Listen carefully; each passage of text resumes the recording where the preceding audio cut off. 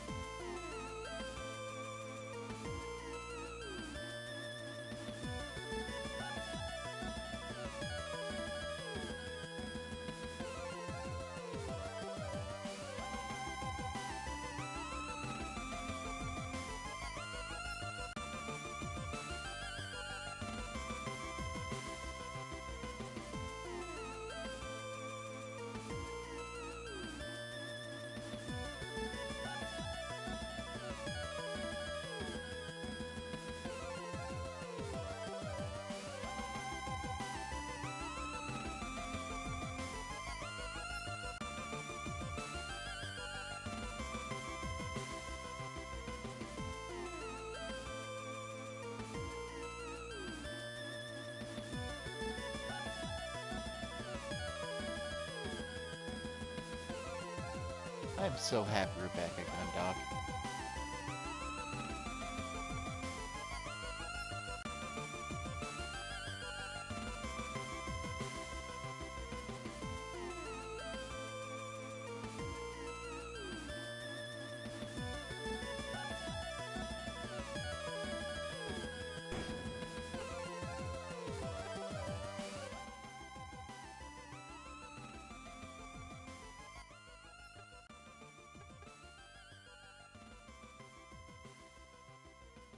Just gonna hit the volume real quick to help me be heard.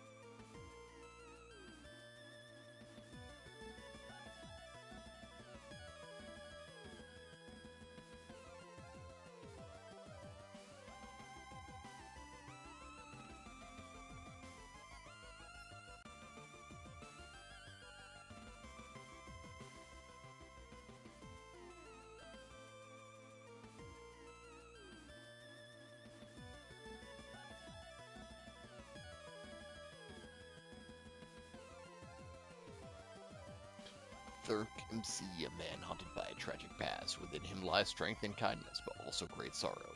All this will change when he meets a girl named Cassie. These are the residents of the Gundog.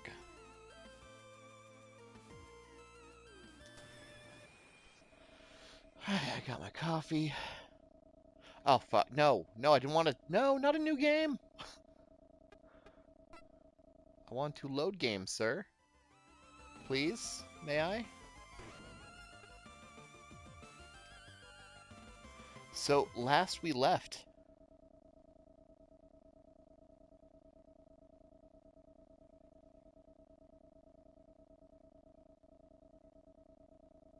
after taking Lieutenant Commander Quinn's sick bay, Lieutenant Thorpe, alongside Cadet Grange, were tasked with sweeping the ship for faults or damage, whilst Lieutenant Lord set Chief Kathis to work helping her locate the other ship. Okay, so last we left, we rendezvoused with our other ship. They were outside of visual range, but they were close enough to communicate with us. Um, the O'Brien and Captain Bashir was like, "Hey guys, weird shit happening." Everything cuts out. and there's a high-pitched screech. Instruments go crazy. Cassie hits the deck. She is knocked out cold for some reason. We lost power to most of the ship. Primaries, secondaries, backups, all gone. So, with help from one of the only radios we still find active in the ship, which happens to be the um, airlock spacesuit radio, we do a spacewalk outside to get into the hangar, to exit the hangar, to get into engineering, to reboot the central computer, to turn life support and everything else back on. The only people we've confirmed okay are Petty Douchebag, who we helped out of the elevator, the bridge crew. The captain is a drunken, pukey mess in her cabin. We are unable to confirm the doctor status. We're unable to confirm the gunner status. And we also couldn't find the second pilot. We hooked back up with Cadet Grange in the engineering bay, as well as the chief engineer herself, Chief Cathis. Cathays? Cathays. I'm going to call her Cathays. And now we're picking back up. I have not seen any of this. This is entirely new to me. And I cannot wait. The JFS O'Brien is eventually located just as Captain Bartomuse calls an emergency meeting. Oh, we found it. It's not gone. That's anticlimactic. Outer Jovian space. The bridge of the Jovian patrol ship, JFS Gundog.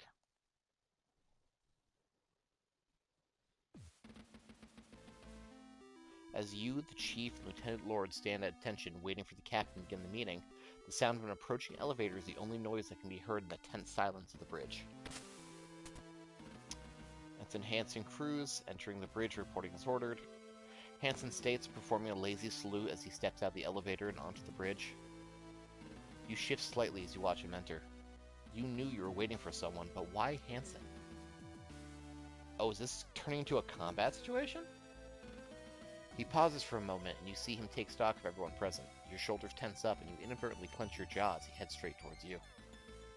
At the last moment, he steps to your side and takes a place in the lineup next to you without so much as a sideways glance. Don't act fucking professional after the shit you pulled yesterday.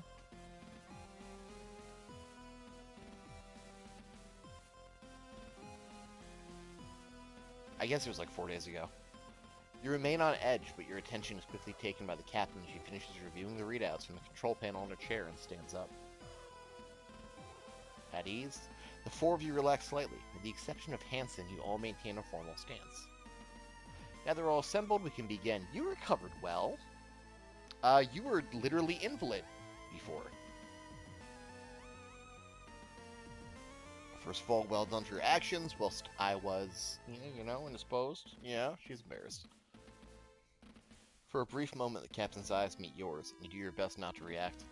Aside from the doctor, you were confident that you were the only person on board who knew the nature of the captain's indisposition. You hadn't mentioned to anyone else, and didn't intend to, but you did find yourself wondering if she was currently in a fit state to be organizing a mission. Cooperation, ingenuity, and composure under pressure have been noted. I'll be recommending formal awards. Yay! Out of the corner of your eye, you notice Vanessa not in agreement, but the rest of you remain still. Matters at hand. As of 11:47, Jovian Standard Time. I don't know if that's military time or not. I guess it doesn't matter because it's AM. A signal of unknown origin was received which shut down not just the Gundog central computer, but also all of its emergency backup signals as well. With Commander Quinn unexpectedly taken ill, Lieutenant Lord took command, and Lieutenant Thorpe was able to carry out her plan to access the hangar via the external airlock. What do you mean, your fucking plan? You've been too busy carrying out an assessment of the ship systems alongside Dalton to submit an incident report, and you knew the chief had been tasked by Vanessa while locating the unresponsive O'Brien. You bite your tongue, glance back at Vanessa, who nods again, the corner of her mouth curling upwards. The captain was clearly working from a biased interpretation of events. From there, Lieutenant Thurk was able to obtain a portable subterminal and the codes for the reactivation of central computer, a process he carried out successfully at 13:27, so it is military time. Although the Gundog is now operational, we have not been able to make contact with the O'Brien. We can only assume that whatever interfered with the Gundog systems had the same impact on them. But, if they haven't done the extreme measures we have, probably all fucking dead by now. Unfortunately, it would appear the crew have not been able to reactivate systems, so we have received no communications from them whatsoever. Chief Cathays, do we have an update on the O'Brien?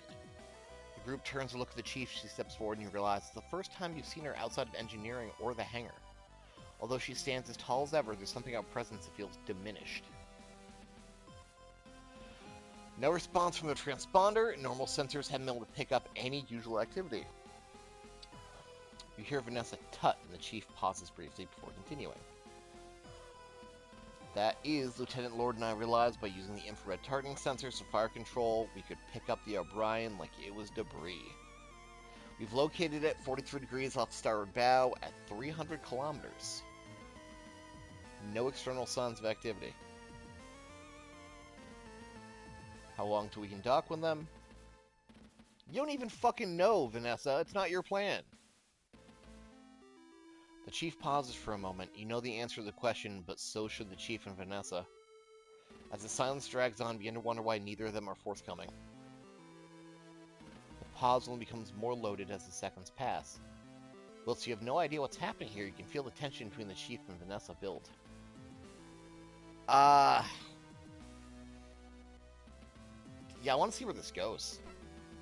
As the tension fills the room, you shift awkwardly from one foot to the other.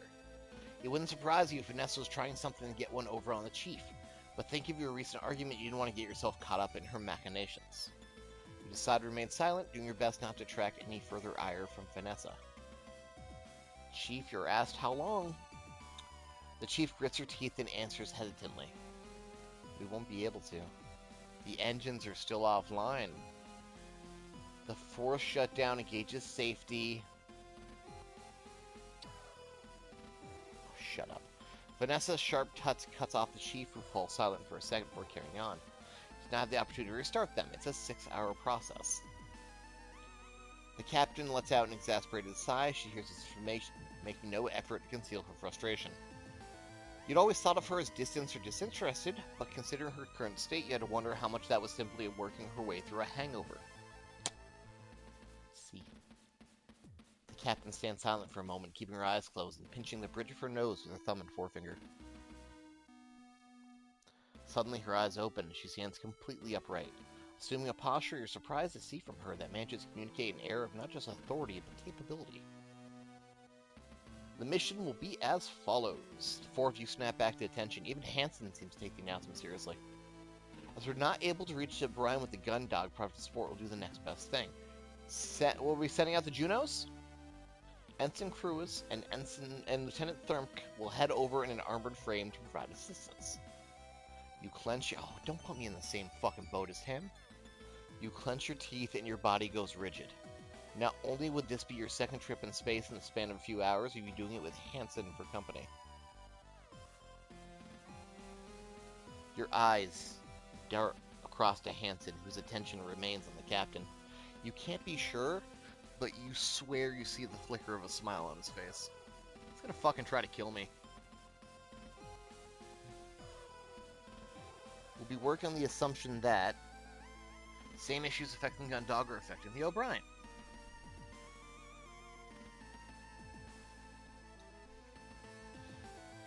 I'll take the portable subterminal, locate the captain of second command, and utilize their access codes to do the same thing I did. If there's any complications, or we're too late, then our second priority would be obtain their black box.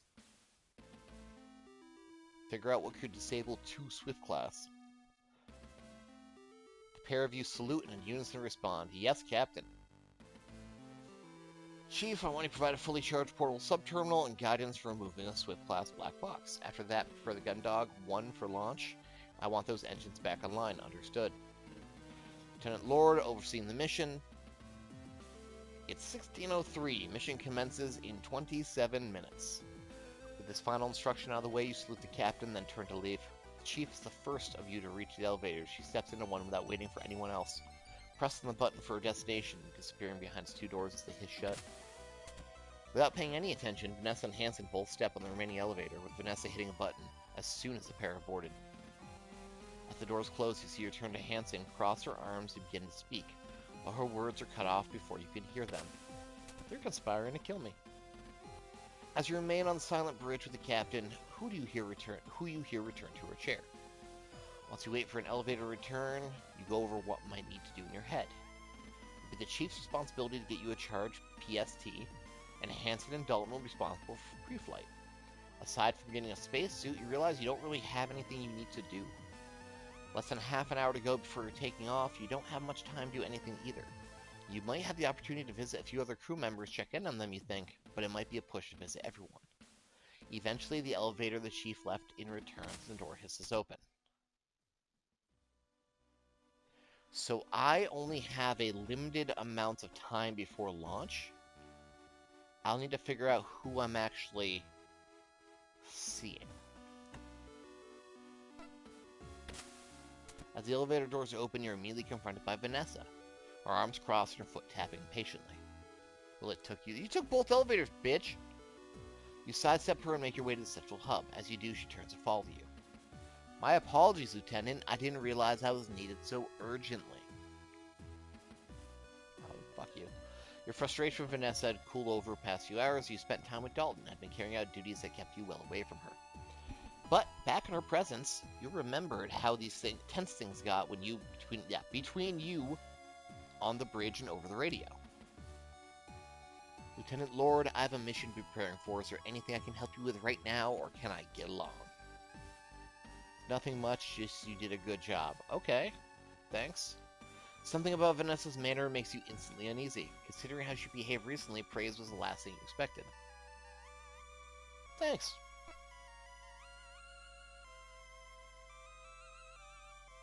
Okay, I got a commendation. You roll your eyes, begin to walk away again, unwilling to deal with whatever mind game she was attempting to play. Yeah? What's this about, Lieutenant? You ask, your patience thinning rapidly. Now, a proficient, able crew member like yourself, you know what it means to your duty, you've seen how the captain or second carry affairs.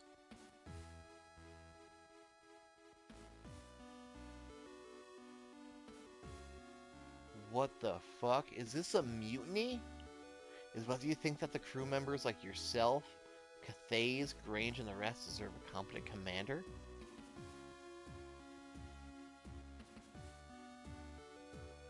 Is this... No, I have too many important fucking things for this. I'll play with this shit on the next playthrough. Your recent discovery about the captain comes back to the front of your mind, but instead of answering, you make a move to walk past her, fully intending not to get involved in whatever she's planning.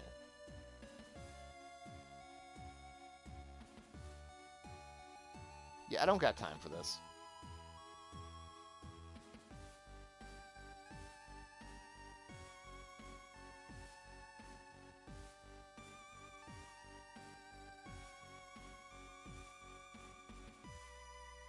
Based on my conduct, I seem reliable, so I want to let you know ahead of time.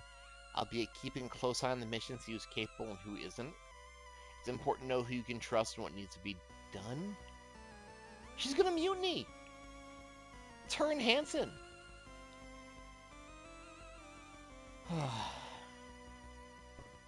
With that, Vanessa turns on her heel and heads off down the Foreside Thoroughfare, leaving you alone in the central hub. I like the word Foreside Thoroughfare. I like saying Foreside Thoroughfare. Oh, Lieutenant, do your best. I'll be watching. Alright, so if I have limited steps, the first thing I should do is go to sickbay, because it's literally right here, and check on Cassie. The elevator doors slide open, you raise your head to shield your eyes from the aggressive glare of the sickbay's powerful lighting. Yo, McLeod, what's up? As you come to expect, the strong scent of clinical disinfectant pervades the room. As harsh as it is, it's infinitely preferable to the powerful odor of the captain's quarters. Scanning the room, you see that everything seems to be in order. The doctor sits at his desk, absorbed in his data pad, all the medical supplies are carefully arranged in the cabinets, and surgery wing continues to look immaculate. The only thing out of place is... Oh, she's alive. Okay. Cassandra, who had been idly laying back on one of the beds playing with her hair, had seen you the moment you stepped in the room and swung her legs around inside the bed, launching herself off it and towards you. She heard all about I did crazy shit. Oh, did she collapse? You dart forward just in time to grab her before the stumble she'd taken turns into a fall. Get her back to bed. In one swift motion, you scoop Cassie up in your arms and carry her back to the beds, setting her down on one she'd just been lying on. Okay, she thinks she could have made that journey on her own. Yeah, I'm still looking after you. You were in a coma. Your cheeks go flush and you look away for a moment. The captain's acknowledgement of your actions has been so perfunctory that it barely registered, but Cassie's wholehearted praise has you suddenly feeling sheepish. Wasn't a big deal, it's just what I had to do. Anyone else would have done the same thing. Except Hanson Cruz, because he's an asshole.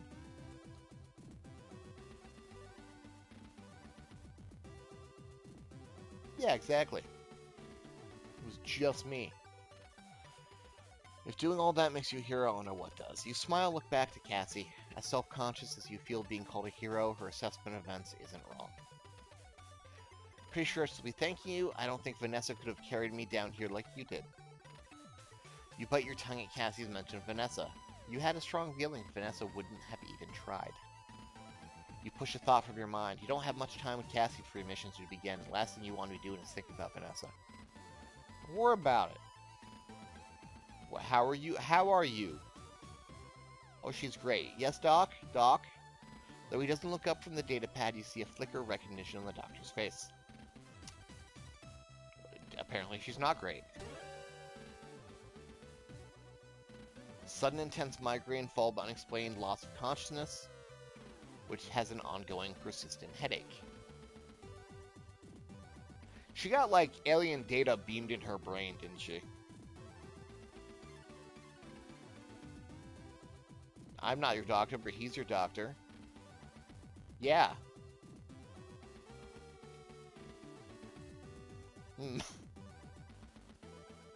Yeah, it's not nothing.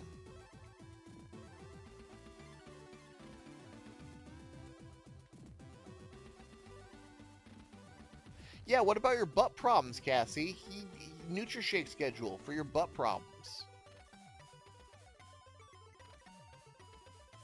Hydrated and full of electrolytes.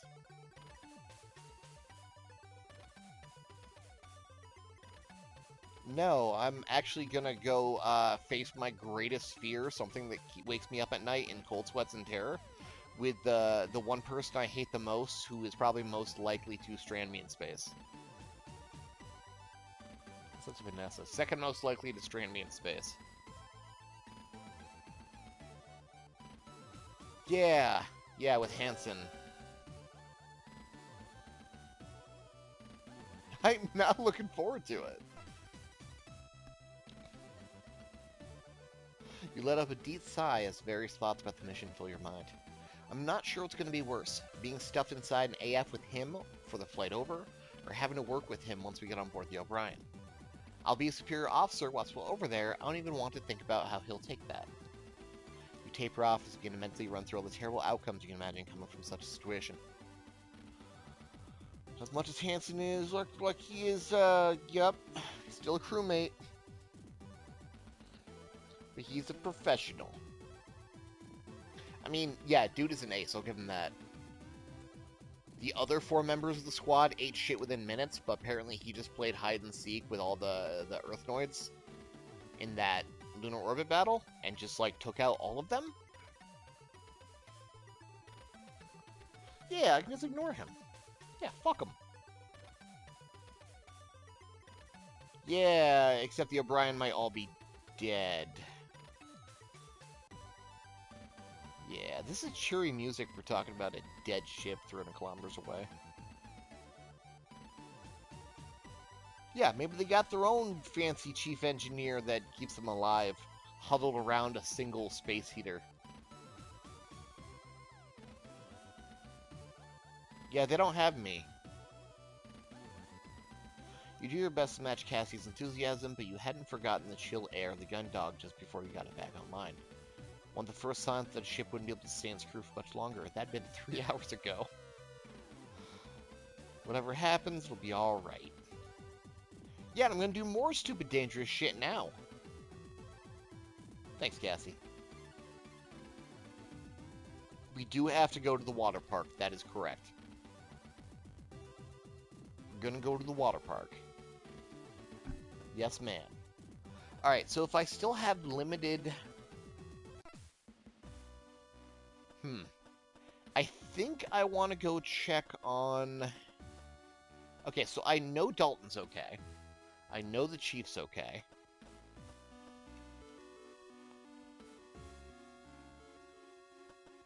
How do I get back to the map? Right there. I think I want to check out fire control, because that's one of the few places I wasn't able to access. As the door to fire control slides open, you're met with familiar sound of tinny music escaping from Dylan's oversized headphones, letting you know that the gunner is at his station, and alive. Looking around at all illuminated screens and flashing readouts, it appears that everything here is back up and running. Although there's so much information on display, you've got no idea if that's a correct assessment. Leaning slightly to catch a glimpse of Dylan, you can see that he's currently zoned out in appreciation of the track he's listened to, oblivious to your presence. Did he even know that we were dead in space? Knowing that he would have recently had his personal sanctuary intruded upon by both Lieutenant Lord and the Chief, it feels cruel to disturb him. But your years of being a security officer kick in, you find it hard to resist the urge to check in. Dylan! Oh, I should have asked Dr. Rosenthal. I should have asked him how she's actually doing, like privately. Oh well. Hey, Dylan, Warrant Officer D's nuts. Dylan. Yeah, no update. That's right. I bet you did.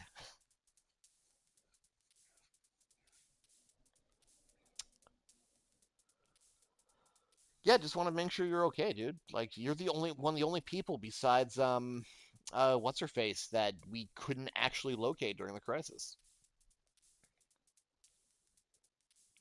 Yeah, yeah, fuck Vanessa. I'm fine, man. I'm just uh I'm just doing my sweeps. Yeah, space is scary. It don't end. Trish and the replicants. You got some Macross on there. You got some Dirty Pear. You got some Bogum Crisis. Take it easy, Gunner D's. Okay, I'm glad he's okay. All right, so let's check the mess hall real quick. So you walk by the mess hall. You stop, take a look inside. Everything seems to be operating as normal, from the lazy spinning of the extractor fan to the food vendor cycling through illuminating its different options. At the table and facing away from you is Haru. Good, we found her. You watch as they idly swirl the contents of their cup of coffee before taking a sip. If they've noticed you, they aren't letting on, but it looks fit they seem to even thought. You don't particularly have anything you want to ask them, but then again you decide maybe good to check in. Yeah, you're the other person I couldn't talk to before everything went to shit. So, you okay? Are you staying behind while Hanson and I go out? Are you going to be the backup pilot? Yeah, we're going to the what else did he say? Checking in on you, girl.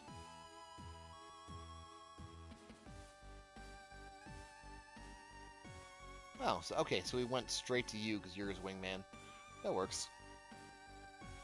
Yeah. Also, sleeping through life support loss like that? Fuck, that's scary. To wake up with, like, no air, being freezing cold. Locked in your room because there's no power? Nah, fuck that. That sounds terrifying. No lights, no power, no door control. You can barely breathe and you're freezing, you don't know why. Therm... Thanks for helping Hanson out. It's my duty, right? I really wish I left him in the elevator.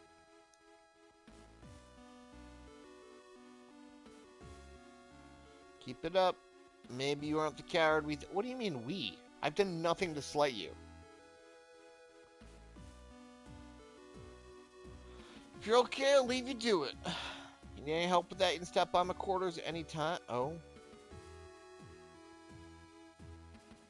Apparently that's real. We'll explore that in future playthroughs. But I earned that goddamn kiss from Cassie. I'm not planning on ruining it now. Well, you know what? We're next to the hangar. Let's head in. There's the Junos we're going to be taking. Once you're almost weightless, feet connect with the steel flooring of the catwalk. You kick off it towards the guardrail, grabbing it before you float past and bring yourself to a stop. Ahead of you are the typical sights of the hangar. For the first time since you board the Gundog, its expanse is filled with noise and motion, rather than near silence and stillness.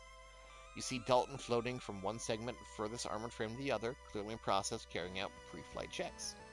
As he arrives at each new part, he opens the access panel, checks the machinery and mechanisms, and slams it closed, occasionally stopping to take one tool or another from his belt to apply adjustments. Alongside the erratic slamming of the panels and whirring electronic tools coming from Dalton, you also hear the back and forth of bickering between Hansen and Vanessa. As you watch as Hansen, donning his flight suit, snaps at the lieutenant and then kicks off to empty space of the hangar, swiftly followed by Vanessa, who does not let up on whatever it is she's trying to discuss. Glancing at your watch, you see it's almost scheduled time to depart and start the mission. Oh, I should have talked to the captain about her being blackout drunk and half naked in her cabin. That could have been an interesting dialogue. We'll put that on later. Yo, what's up, man?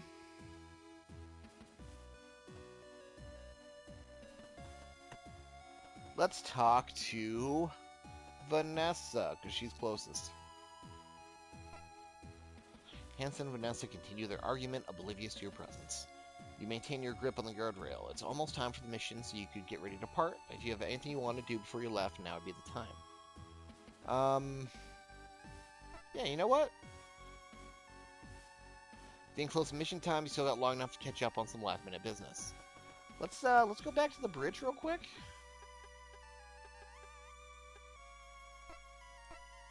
Let's talk to the captain. You thought you'd know what you wanted to ask the captain, but the moment you find your words catching your throat, you're suddenly unsure of yourself. You've got a lot of questions, not a lot of time. It doesn't help that some of these questions are more dangerous than others. Yeah, I know, I got something to do. Based on the captain's terse response, you decide you should focus on one thing that's most important to you right now. What do you mean, why was Cruz? I know why he's here, because we have a mission to go. That's a stupid fucking question. But, what about are you okay? Wink wink, yeah? You good? You draw a deep breath and hold on to, this is a stupid fucking idea. You're well aware of the risk of what you're about to ask, but you know you couldn't ignore what you see in the captain's quarters, especially as she's about to send you on a mission. I was looking to check with you that, you trail off as you try to find the most diplomatic way to word your concerns. I want to make sure that you were alright before I headed off. Your previous conviction about the wisdom of this line of questioning begins to slowly fade under the captain's firm gaze. Just after I was in your quarters, you know. Oh! Screen cap in that reaction. Your stomach sinks like a rock and you feel a chill move down your back as the captain's gaze strikes you. Your words catch in your throat and you find yourself stunned by her look, unable to move or think.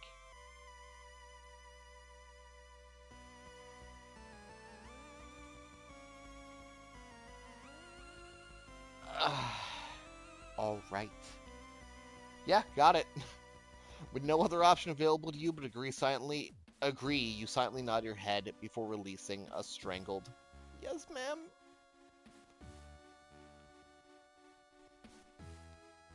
Yes, Captain. Alright, let's head back to sickbay real quick.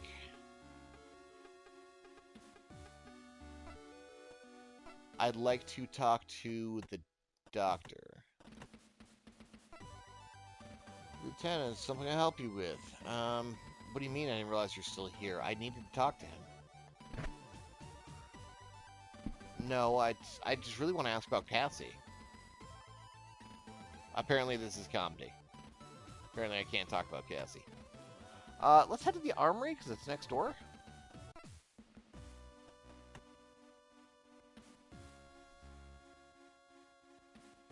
I shouldn't need an armored spacesuit. Yeah, the Doctor's a cool guy. He seems on the up and up so far. Okay, so I can't take any other guns, because this is not expecting trouble yet.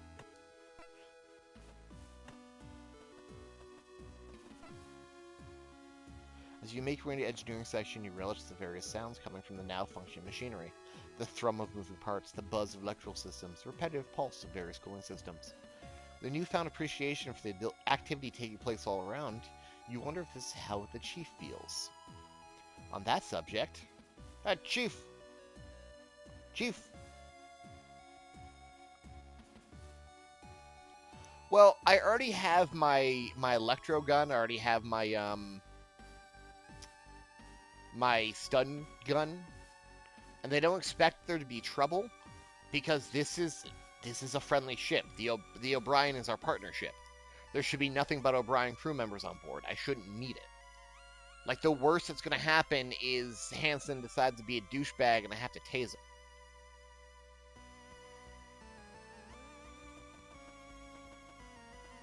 I guess I'll go to the engine room as long as I'm here. See if I can find the Chief. Moving from the engineering section to one of the engine rooms, the first thing that strikes you is a huge turbine-like machinery that fills the majority of the area is now still. That's right, because the engines are going to take 6 hours to get back online. You got so used to constant motion and regular thrum that after your first few security reviews, you stopped noticing it. But now that it was absent, the stillness of such a huge space made you uneasy. The only saving grace was that the cavernous structure of the engine room no longer filled with the sound of the engines. You could hear the Chief's analytical monologue echoing across the expanse. You wouldn't have to do much more than follow its source to find her.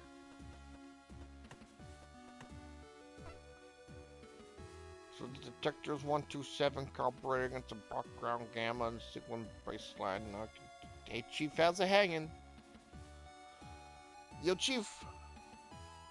Yeah, I do have a mission to be getting for, but I want to talk to you. Big lady, muscle. Muscle lady, big engine. We can't move.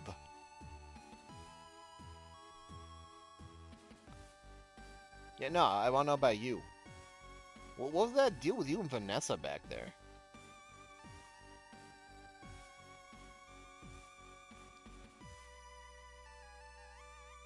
That's a valid point. We could have had the engines back up by now. Yeah, what's up with you on the bridge?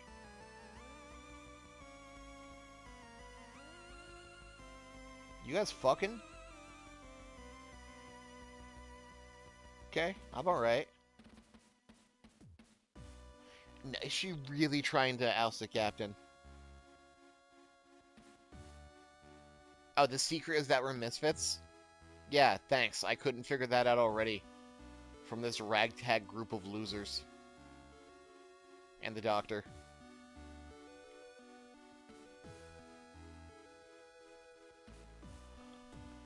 Oh, she's unionized! Yeah, okay. I guess that would make you a target.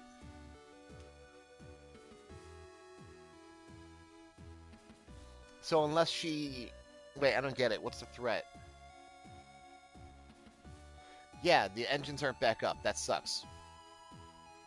But she threatened to pin it on you? What's the game? If you say the engines are offline, the captain's getting upset. Anyway. Like, what's the threat? Oh, okay. So if we didn't make a report saying that she was the big hero, and she organized the recovery effort, that she was going to make a counter report that says the engine failure is all your fault. Okay, gotcha. That is kind of bullshit.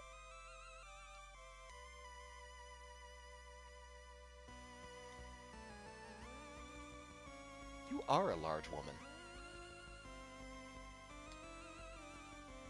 Alright, I think we're ready. Yeah, sorry. I'm sorry. I think we're ready. Let's head back to the hangar rather.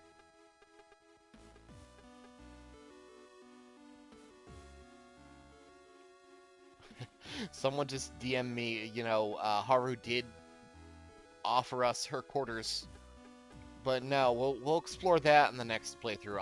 I'll go for like a complete scumbag playthrough next and see how that goes. Actually encourage and fight Hansen, flirt with Haru, all that bullshit. Alright, I'm ready to go.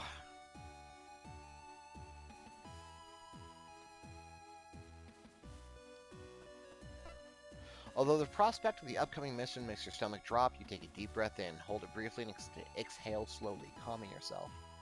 Gathering up your resolve, you kick over to the storage lockers near the hangar and remove a flight suit, putting it on over your normal uniform. It had taken you much longer to get the suit on earlier, but thanks to the unwelcome refresher, you now slide it on relatively effortlessly. After closing the clasps on the last of the suit seals, you take the helmet from the locker and tuck it under your arm, turning back to face the main hangar. Hansen and Vanessa's bickering doesn't seem like it will end anytime soon, so with a weary exhalation, you float forward, vault over the guardrail, and kick off it, sending yourself towards Hansen's armored frame. Lieutenant Thurk reporting for duty. You announce loudly as you grab onto the shoulder of the armored frame. Why am I just dyslexic right now? Stopping in the middle of what she was saying to Hansen, Vanessa turns to face you. She then pushes off the hangar ceiling and heads towards you, not waiting to arrive to begin her lecture. God damn. Yeah, I know.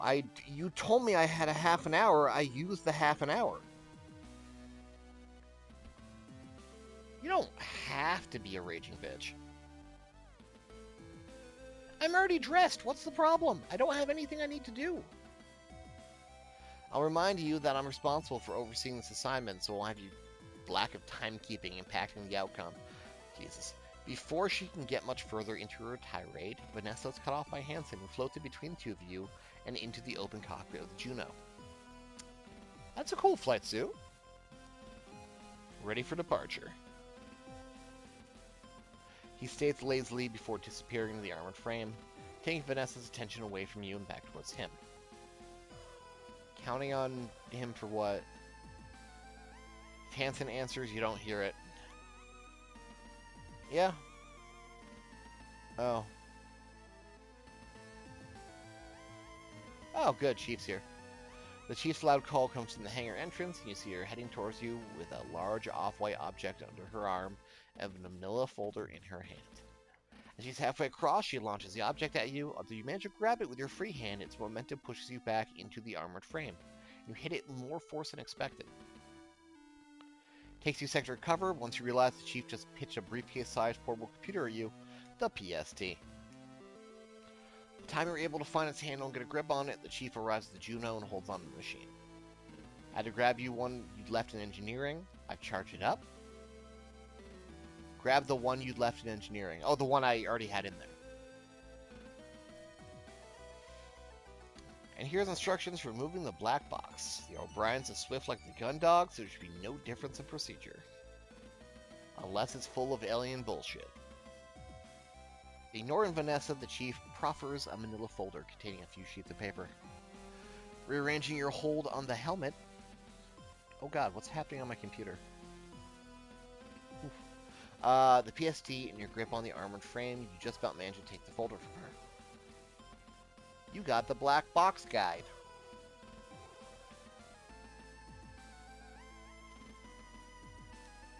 You glance back to Vanessa, who hovers behind you, increasingly deep scowl forming on her face. Before you have the opportunity to acknowledge her, the Chief lays a hand heavily on your shoulder, returning your attention to her and almost making you drop the folder. Chief is loving this shit. Don't forget, Lieutenant, the PST needs access verification open doors, and I'm not part of the O'Brien crew, so I can't use my own card. I gotta get a card from one of them. Somehow, somewhere.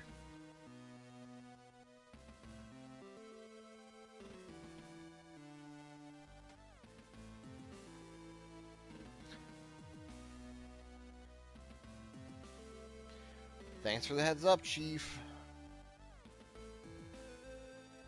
that's the case, you mind hanging on these till I get back. Am I going to give her my key card so my inventory is more empty?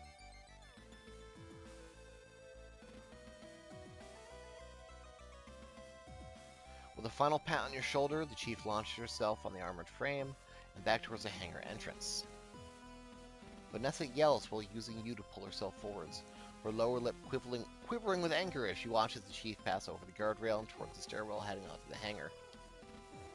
Although she remains silent, you can see the rage building in Vanessa, her slight frame seeming as if it could explode at any moment. As subtly as possible, you attempt to make your way to the Juno's cockpit without attracting her attention. You've already noticed that Dalton has disappeared from view, and you hope to achieve the same thing before she can direct her scorn at you. Unfortunately. As you lower yourself into the Juno's cockpit, the casing of the PST strikes the armored frame surface, resulting in a loud clang that reverberates through the empty space of the hangar.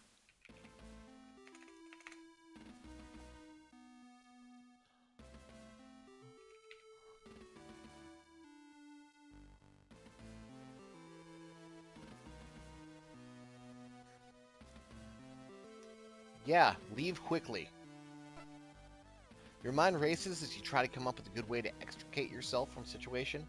The concept of getting into another fight with her is even worse than the thought of sharing cramped space with Hansen. Lieutenant Thorpe, heading out. Good luck with commanding mission, ma'am. Goodbye. Farewell. Fuck off. You announce throwing the best salute you can manage considering how full your hands are. Vanessa hisses, turning her back to you and launches herself onto the armored frame towards the hangar entrance. Watching her float away, you breathe a sigh of relief, thankful that you managed to avoid another conflict. Turning towards the cockpit entrance, you make your way inside, pulling the lever that closes the hatch behind you. With the hatch closed, all you can hear is a gentle hum of the frame subsystem. Once inside, your eyes adjust quickly to low light, with only the source of illuminations being the occasional blacklit dial readout. Pause for a moment and grit your teeth. This is the first time in years you've been inside the cockpit of an armored frame. Might be a newer model, but it's pretty much exactly as you remember it. Snapping back to the present, you do your best to head off the thoughts that you know will follow your reminiscing by taking a look around the cockpit to see where you'd be sitting. Although the majority of the Juno's cockpit is taken up pilot seat, which sits in the center, mounted on a series of shock absorbers, there's space on either side which allows for the addition of a temporary passenger seat to be mounted. Sure enough, Dalton has attached his fixture on the right side, currently occupied by Hansen. You stash the PST in the file the chief gave you at the rear of the cockpit. Once they're out of your hands, you pull on your helmet, fastening the suit's final seals, and then strapping yourself into the passenger seat. Whilst you do up the buckles, you look across at Hansen, who you realize hasn't said a single thing since you got in. You've been too preoccupied with getting away from Vanessa to notice, but now you're actually paying attention to the ensign, you see that his chest is rapidly rising and falling with every breath. On top of that, his hands both grasp the flight sticks, squeeze them tightly and release them, a motion he repeats over and over. Despite the fact you're looking right at him and he hasn't noticed you, instead his focus is purely on the monitor. Is he fucked up from the experience too? Hey buddy, you good? There's a slight delay, but a second after you ask, Hansen releases his grip on the flight sticks and turns to face you. The intense expression he had just suddenly replaced by normal countenance. Just asking if you're okay. What do you mean what I'm talking about? We're not all cowards who can't even launch an AF. Okay, so he is fucked up by his experience, just like I am. You take a deep breath in and exhale slowly as you look away. You weren't sure what you'd been expecting, but at least Hansen seemed like his normal self. Thankfully, any follow-up from him is cut off by Vanessa's face appearing on the comm screen and her voice on the frame speakers. Gundog 1, Lieutenant Lord, it's 16:30 and the mission has begun. Copy that, Zenson Cruise, Gundog 1, all systems ready for launch. Right authorization. Authorization granted. Here we go. Although the Juno's monitors haven't turned on yet, you can tell by the reverberations you feel you're coming from being lowered from the hangar and out of the underside of the ship. All at once, monitors come to life, illuminating you and Hansen with their glow. Gundog 1 releasing restraints. Gundog 1 launching. Once the armored frame is free of restraints, Hansen slams the flight sticks forward in unison, sending the Juno hurtling away from the Gundog, causing it to shake with acceleration. As the cockpit shudders, you unconsciously grab onto the straps, keeping you in the passenger seat and squeeze them tightly. With the frame continuing to accelerate, you do your best to keep a neutral expression, but despite this, Hansen looks across you and notices your grim appearance. Yeah, I got some mental issues, man. Don't worry about me. I lie. Although you thought Hansen launched at maximum thrust, he somehow manages to find an extra burst of acceleration, causing the cockpit to shake further, doing nothing to help the nausea you feel.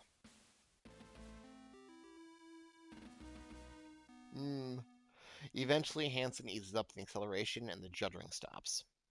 Although you're still slightly nauseous, you slowly begin to feel less like the little food you've had time for today will be reappearing inside your helmet. As the Juno continues to cruise forwards, you and Hansen both sit in near silence in the cockpit. With no real indication of distance between you and the O'Brien, or the speed you're traveling, it's difficult for you to keep track of time. There's no way for you to be exact, but it feels like you're at least half an hour have passed with neither of you saying anything. That's an awesome image.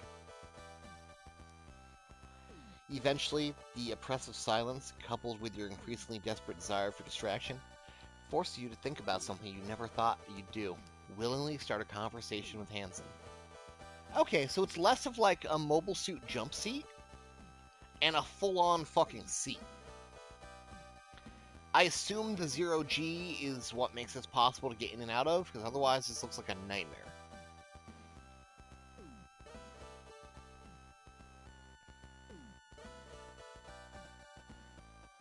What's up with you and Haru, dude? I'm just asking how long you known Haru.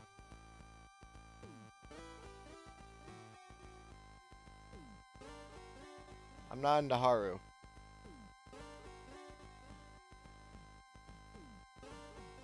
Okay, this was a mistake. Ask about Haru again. Oh, it's the same thing.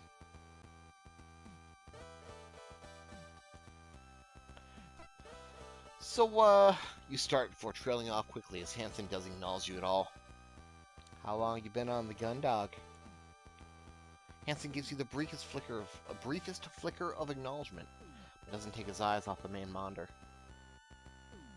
I'm just asking how long you've been stationed on the Gundog.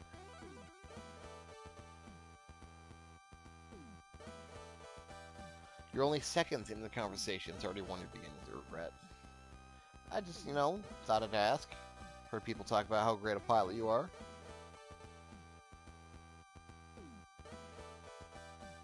Okay, so it's been a year. Thank you. That's an answer.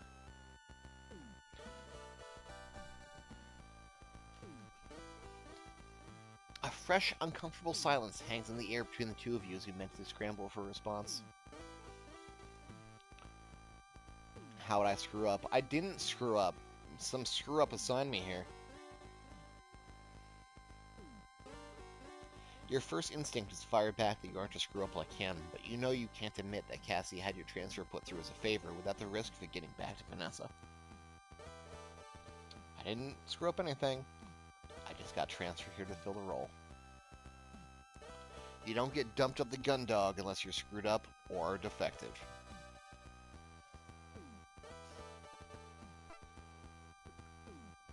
As the two of you continue your flight towards the O'Brien, the quietness of the Juno's cockpit adds the sense of tension you feel between yourself and Hansen. Despite not engaging with or even acknowledging you, you can't help but feel a sense of pressure. Hansen's simple presence continues to put you on edge. You mull over a few potential topics for conversations, but can't come up with anything that wouldn't sound weird or forced. How about that spaceball? Eventually, you resign yourself to the fact that, like the rest of the journey, we'll just have to continue on the way. Okay. You resign yourself to the fact that the rest of this journey will just have to continue on this way for as long as it takes. You shift in your seat and adjust one of the belts slightly. With a sigh, you make... Jesus fuck. With a sigh, you make yourself as comfortable as you can, settling into the silence.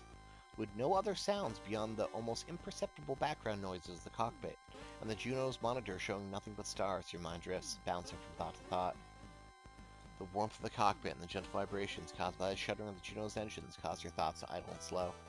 Eventually, without realizing it, you drift off to sleep. You're almost completely gone when both you and Hansen sit upright and fix your attention on the main monitor. Although there's nothing to see beyond the stars and the visual indicator, you know that means the O'Brien is close by.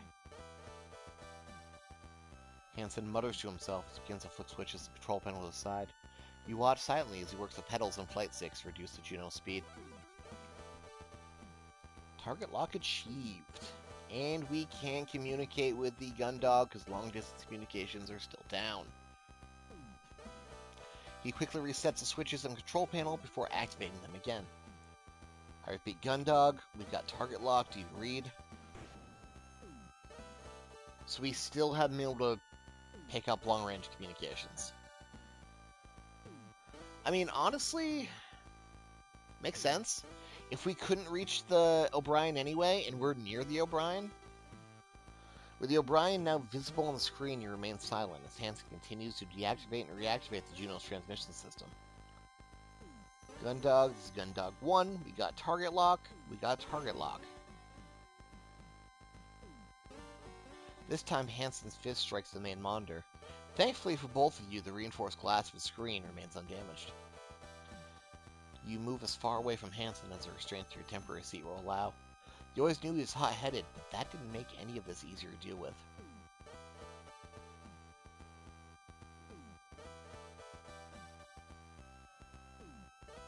He's just gonna snap at me, so I'm not gonna invite conflict.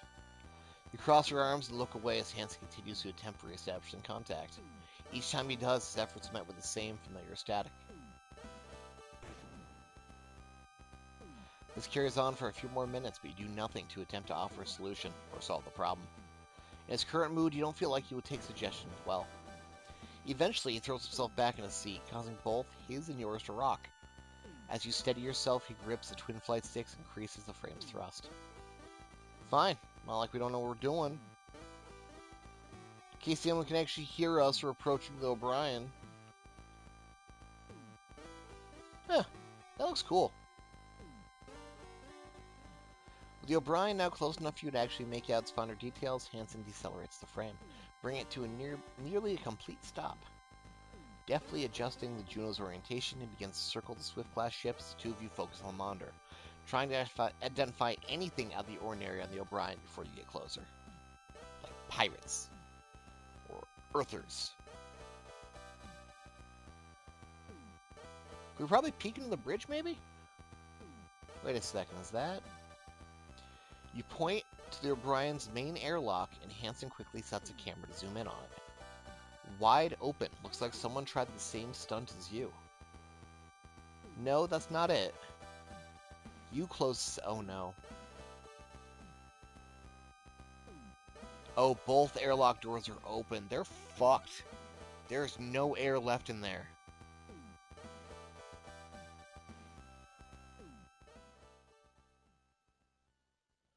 No emergency bulkheads would close except for engineering, because that would have already been closed like ours was.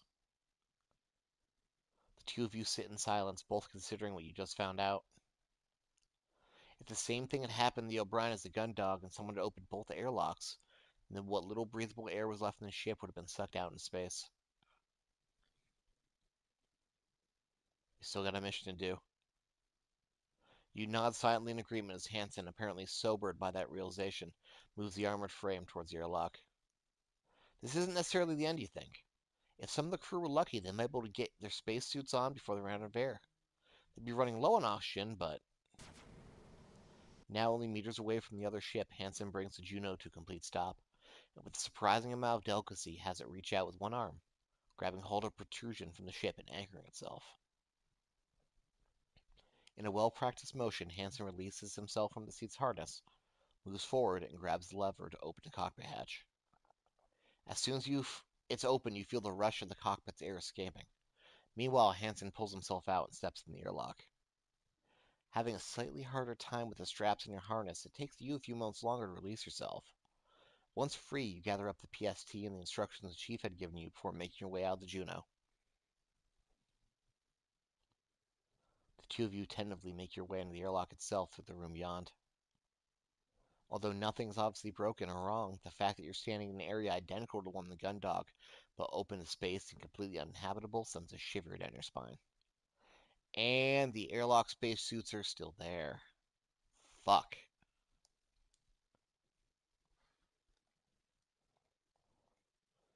You look to Hansen and see him mouthing something that you can't hear. You continue to stand there in confusion as Hansen wordlessly gestures at you until he looks exasperated. It takes you a moment to realize what's going on and reach up to the radio on your chest panel, flicking the switch that activates it. It's about time you figured that out, sir. Look at that smug shit. Hansen's voice crackles over your helmet speaker. Unlike the Juno, where the cockpit was pressurized, you could hear each other. You now find yourself standing in complete vacuum, where no sound can travel. You turn to survey the empty void of the airlock. The first priority given by the captain was assisting the crew to get their ship back online. But judging by the current state of things, you weren't sure you had much luck with that. You say to yourself more than to Hansen as you go over the current situation in your mind.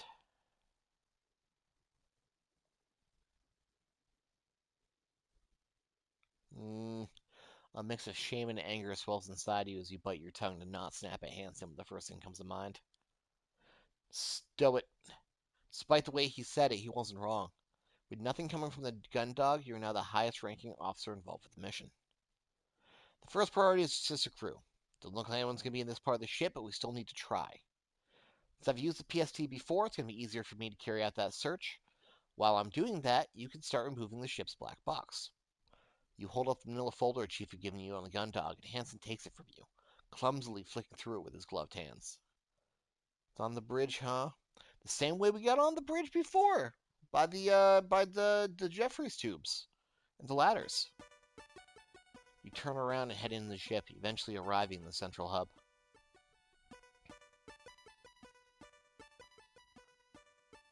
As you walk past Hansen where the maintenance hatch is located next to the elevators, you take the opportunity to quickly switch your radio off.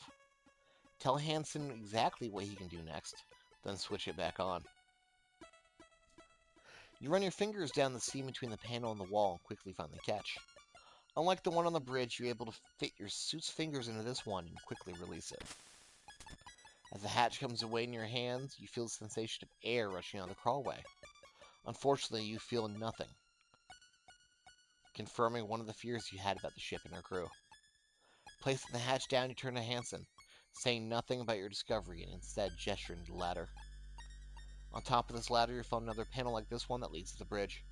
To release it, all you need to do is push the catch from the inside. You're dealing with some dumb security officer, blah blah blah.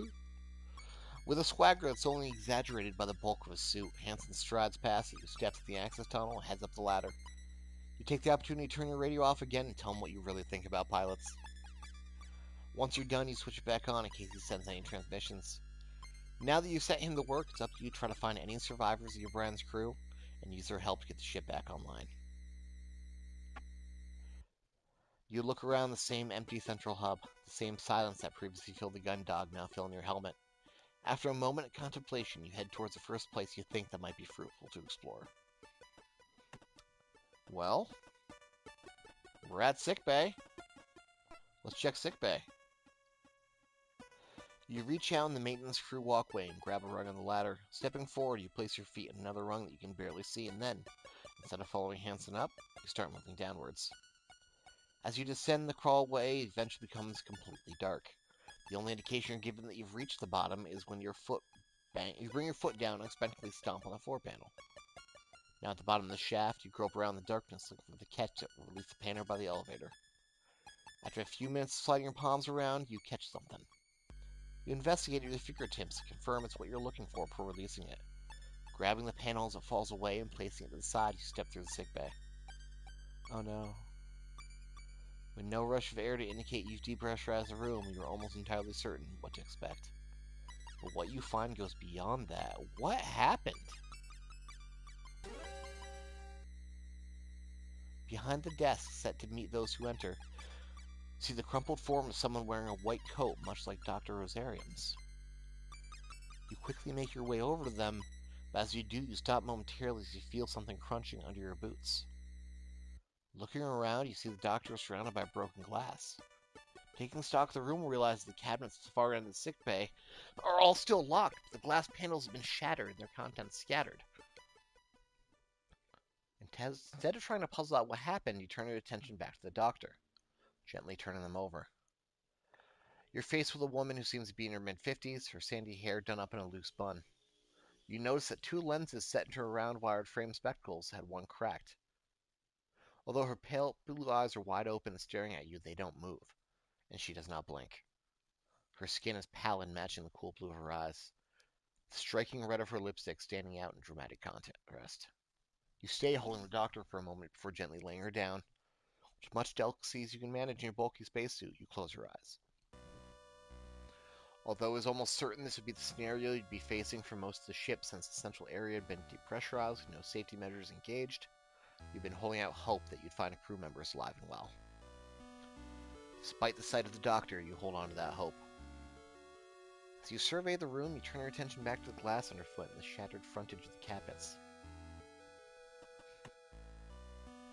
As you head towards the back of the room and examine the cabinets, you feel the crunch of glass under your feet. Although it's scattered with various boxes, bottles, different medicines, or something in particular catches your eye. You squat down and pick up an open packet that you recognize, Nutri-Shake Mix.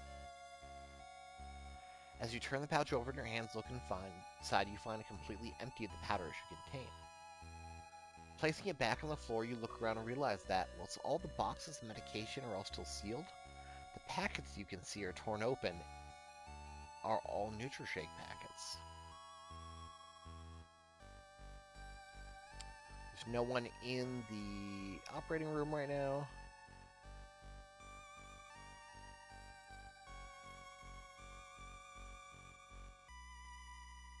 Can't tell if the struggle was involved in her death.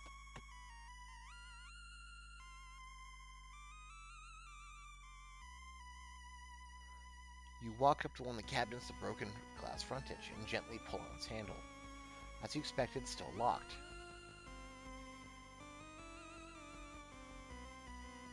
Empty Nutri-Shake happens. Yeah, I don't...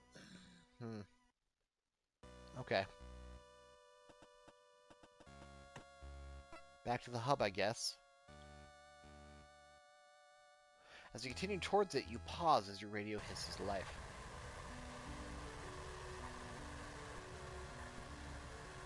Cassie!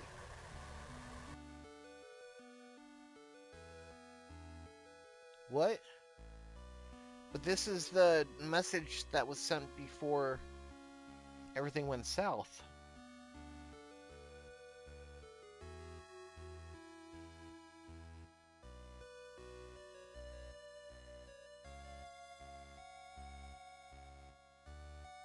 Why is it just repeating? The snippet of conversation between Cassie and Lieutenant Bashir loops a few times, until eventually fading out with the static. With as little explanation as to why the transmission started, it ends.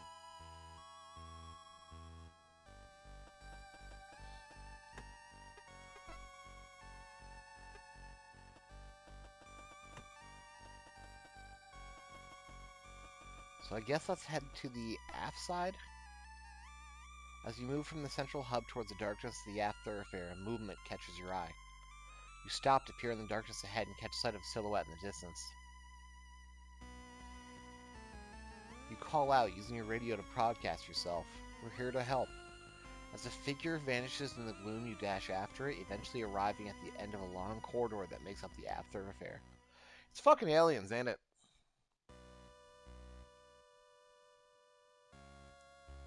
All the things that could be food broken into and scattered in sickbay? Wait, but then how... Having headed past the armory, you move towards the end of the corridor. A dead end when considering the doors to the engineering department are sealed. But the armory's down here. But wait, if something shattered all the cabinets in sickbay and stole the Nutri-Powder, how did it get out if the elevators are offline and the Jeffreys were still sealed? In fact, if the only way to get there is an elevator, so it had to have happened before the power loss? That doesn't make sense.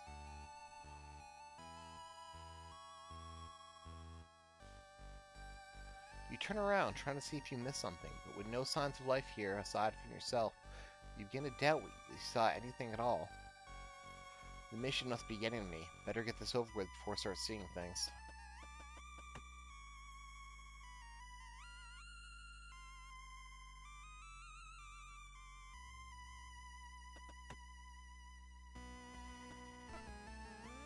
Bracing yourself with your left hand against the wall by the entrance to the armory, you bring your right hand down and a fist against the door. You continue to pound your fist against the unyielding entryway, hoping there's anyone in there you'd have enough air they'd be able to hear you and respond. After a few seconds of pounding, you press your helmet against the door, hoping you pick up vibrations. You're met with nothing but silence. You hammer on the door harder this time. Your fist begins to ache as you press your helmet back against the door's paneling. No signs of life, you dejectedly step back, giving the door one final slam with your fist before cursing in silence. I still have my gun, right? Yeah, okay. I guess we'll move to the fore side.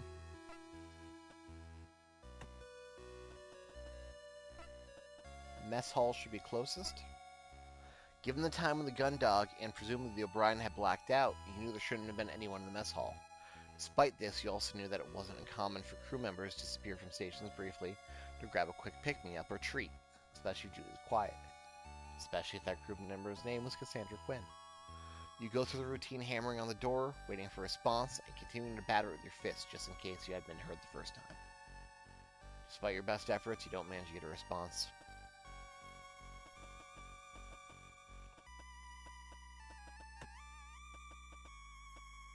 Fire control? You exhale slowly as you look at the door to the O'Brien's fire control. On the Gundog, Dylan had his music to keep him occupied. Whoever was assigned to this station, the O'Brien, probably wasn't so lucky. With this thought in mind, you carry out the process for hammering on the door, resting your helmet on it and giving it another go. After a few attempts where you hear nothing coming from the room beyond, you step back. How about crew quarters? Butt, Stapp, Rudy, Mark Boot. It's where Hansen's room is in the Gundog. Usk Stapp. Rory Way. Albany Row. After pounding your fist against the door, you get nothing back except dull ache.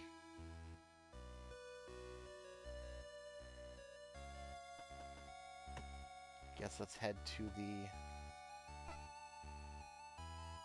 Stood outside the door that would be yours. Had you served on the O'Briens to the Gundog, you can't help but feel a bit nauseous. The familiarity of the door, the corridor, the thoroughfare, it all forced you to think about how close the Gundog came to being out here before the O'Brien. You pushed that thought from your mind. As close as it was to happening, it didn't. You were here now. Not whoever lived behind that door.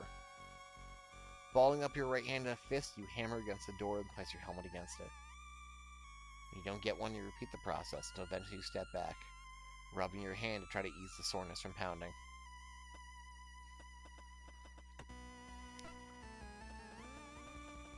How about crew quarters 2?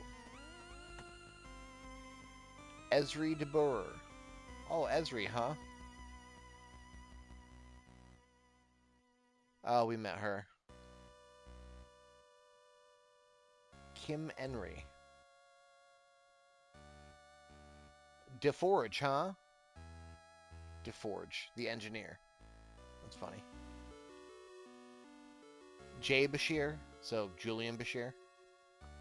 Jules Bashir, my bad.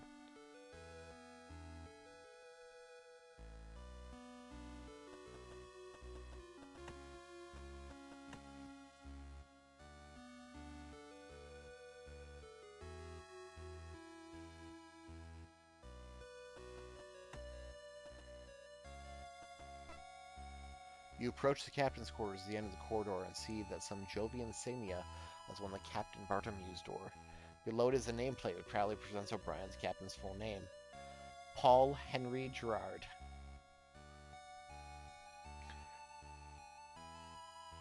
As with all the other locked doors you encountered so far, you begin by bracing yourself before hammering on the door with your fist. After a few seconds of this, you lean in and listen for a response. After hearing nothing, you repeat the process a few more times. At the time of the blackout, if everything was going to plan, Captain Maris should have been on the bridge of the Gundog, not Cassie. You spent a few more seconds thinking about other optimistic scenarios before turning away and heading back into the corridor. Not give your mind the opportunity to shift towards more negative possibilities. So, if it's not worth trying to use the terminal on the door yet, I guess the only place I can go, the hangar, is left. But besides that, the bridge. As you make your way through the gloom of the four-sided thoroughfare, you absentmindedly knock on a low-gravity warning sign just before the double doors lead in the hangar. Placing the sub-terminal by your feet, you hammer on the doors with your fist. Hopeful anyone's in there, they'll hear your signal. After 10 seconds, you stop and press your helmet. Yo. You call out, resuming your hammering of the door when you get no response. Whoever's in there, we're from the Gundog. We're here to rescue you. Although you're still not getting any obvious response, the knowledge that someone is in there fills you with a sense of urgency. And you set your suit's radio to broadcast. This is Theo Thurmk of the Gundog. We're here to provide assistance to O'Brien. Lieutenant Theo Thurmk of the Gundog. We're here to provide assistance to O'Brien. You slam your fist in the hangar door one more time. Despite the signs that someone was still alive in there, there's no way to get the hangar, and no response on the radio. You feel like you may as well be a million miles away. Picking up the PST, you look from one end of the four-side to the other. The present survivor made your need to find a keycard belonging to a member of the crew all the more urgent. I gotta go back to the bridge. So, back to Central Hub. Let's head up to the bridge. Despite having stopped multiple times to free yourself of these obstacles, you eventually see the faint outline of the entrance to the bridge. Clearing the distance by instant, you step from the hatch and onto the bridge. The absence of any signs of depressurization when you remove the panel in the central hub, as well as what you've seen in the sickbay, have prepared you for the worst. Knowing you're going to see it doesn't make it easier. At the station left, you see the slumped figure of a young man, probably Bashir. From his uniform and general appearance, you recognize him as General Bashir, the officer that Cassie was speaking to a moment before the power went out. Unlike when he appeared on the Gundog's view screens, the man you saw had clearly suffered from what looks like either a small explosion or a massive electrical shock.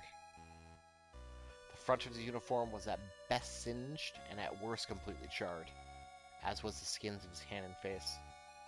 You grimaced at the thought of what could have happened as you turned your attention to the captain's chair. There, slouching to the right, was the ship's captain, a rictus smile on his face, having seemingly suffered a similar fate. Whatever happened to these two, it looks like something entirely different than what happened to the doctor in the sickbay. Although she'd been clearly injured by something or someone, the cause of death for these two looked much more obvious. Although the question remained, how? You paused for a moment. You'd almost put your hand down on the headrest of the captain's chair, but quickly moved away. Something had electrocuted these two, then. You almost fall backwards in surprise as Hansen's voice sounds suddenly from your helmet speakers, as he appears on the far side of the bridge, having emerged from underneath the control station on the right. I have not seen a fried human. You take a deep breath in and exhale, catching the breath that Hansen just scared out of you. Damn it, Cruz, why are you hiding? Hansen lazily waves the folder you pass on to him at you. Wait, these guys look like they've been electrocuted. Based on where they are, did you check? Yeah, power's not on. You can't help but be amazed at Hansen's cavalier attitude towards the risk of a painful death via electrocution. Okay, so how's the box going? Getting there. You turn to look at the captain, Lieutenant Bashir, for a moment before heading back to Hansen. I checked the sick bay and found the ship's doctor. She's dead too. Aside from her, these two are the only crew members I managed to confirm. What about the hangar? What about everyone else, dude?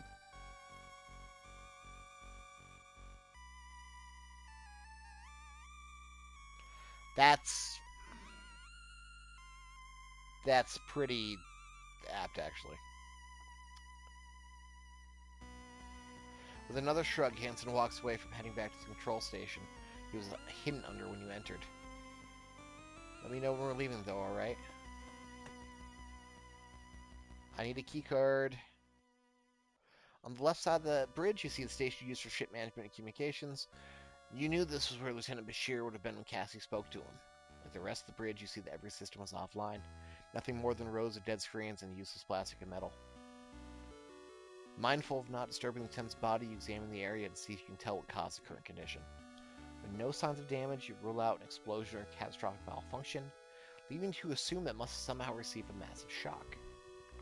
What could have caused that? You knew that you needed to find a keycard belonging to a member of O'Brien's crew to explore the ship further. Ideally, it belonged to either the captain or someone from operations. You gingerly move towards the lieutenant, and doing your best to be gentle as possible, you pat down his left-hand trouser pocket. Feeling nothing through the gloves of your suit, you head to the other side before repeating the same action. With a sense of unease, you attempt to remove the contents of his pocket.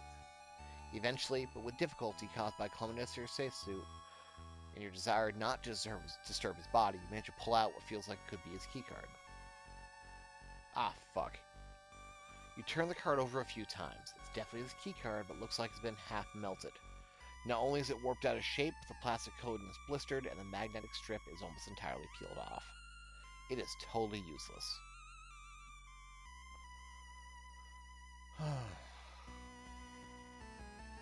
Let's use the captain.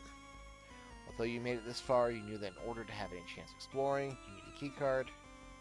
Knowing this card has been destroyed, left the captain's card is your best bet. As you walk around to the front of the captain's chair, you shudder. That shock must have killed him as left his hands clasping the arms rests like talons. His face is gaunt and his eyes open wide. Together with how the corners of his mouth had drawn back as far as they would go into a horrendous grin, the whole expression was unnerving, as if he'd been killed by some fatal but hilarious joke. You know what you need to do, and although it's practical necessity, something about it feels wrong. Sorry, Captain Gerard. You pat the captain down to find no indication he's carrying his keycard in his pockets. As you stand back for a moment, trying to think if there's anywhere he may have left it, your eyes are drawn to the hand, tightly clenching the armrest that doubles control panel. You remember having seen Captain Bartolomew's insert keycard in the equipment panel on the Gundog, on occasion unlock certain functions. A grim wave of realization hits you as you think that if the card wasn't on the captain, the control panel is probably where it is.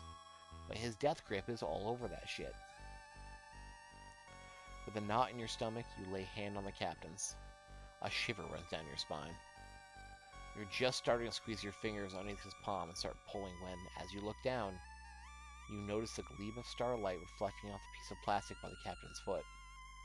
With a huge sigh of relief, you kneel down and take the card from the floor. Lucky for you, he must have dropped it. Ah, fuck.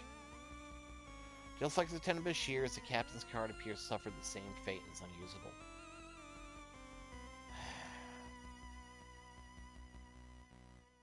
I guess what about the doctor?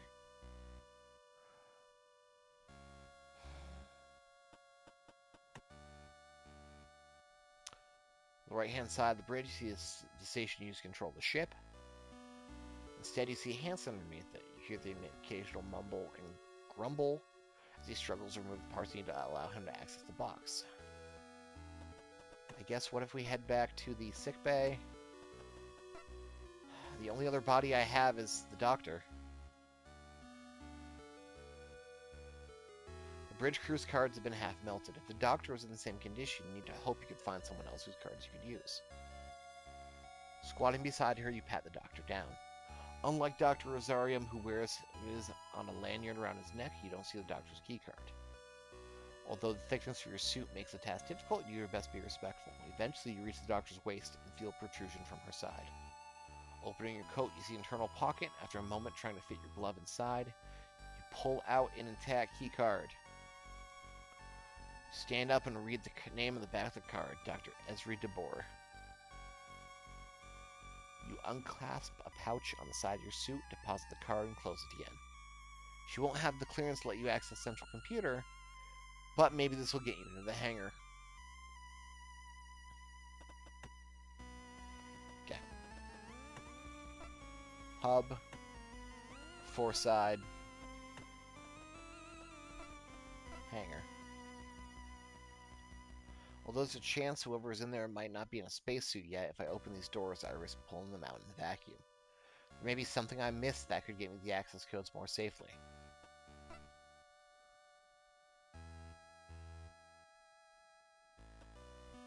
Let's go to fire control.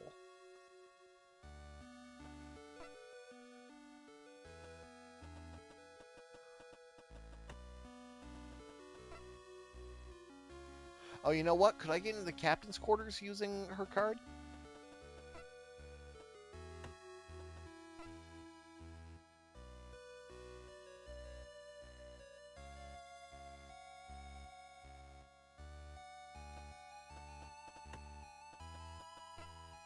Dr. DeBurr's key card in your possession, you move towards the captain's door and lay the PSD off to the side.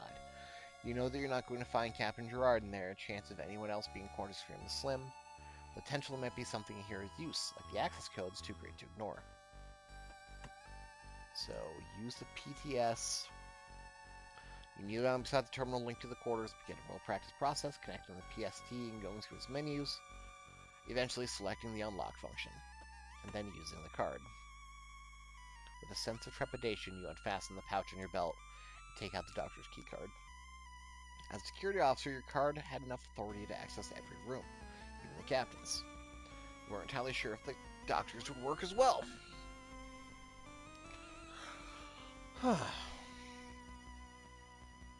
Thankfully, the door slides open. As expected, it is almost identical to Bartolomew's, with a few small differences. The lack of any open boxes of liquor. A neatly pruned bonsai tree instead.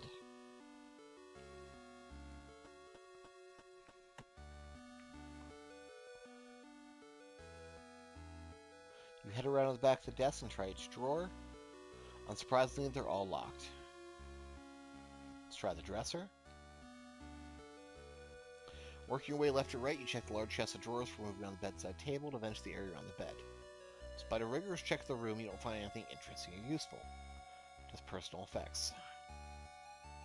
Although you can't think of anything important you might find in the bathroom, you feel compulsion search anyway. Despite the thorough examination, the only thing that you leave with that you didn't have is full depth of knowledge of the captain's choice of bathroom products.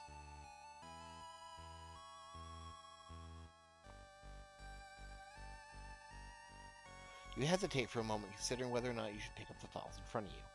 Although in normal circumstances, doing such a thing would result in severe disciplinary action, you reason that these are not exactly normal circumstances. Anything that explain what had gone on or help the O'Brien had to be investigated. You take the file and read the heavy printed text on the front. Naval report. Mission log.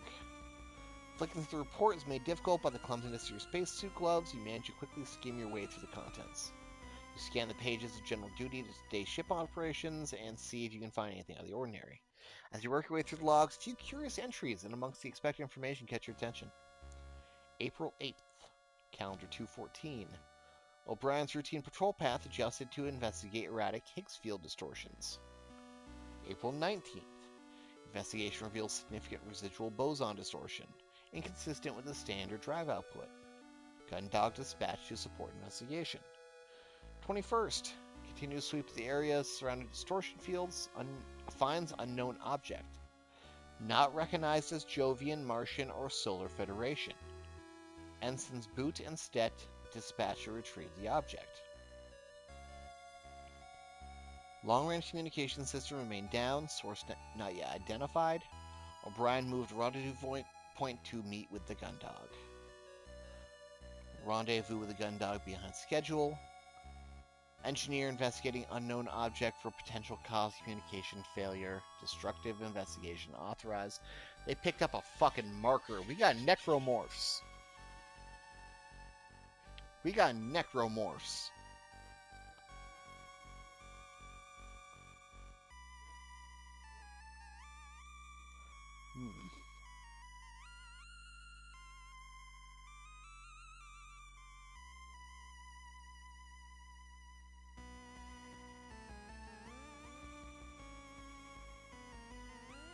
Gotta be something I'm missing here.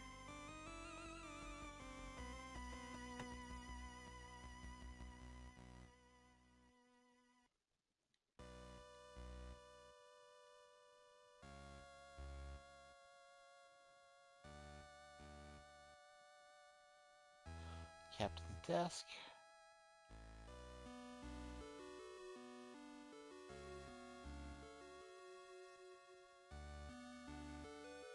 Oh, true that, man. Since I have the ability to access it now.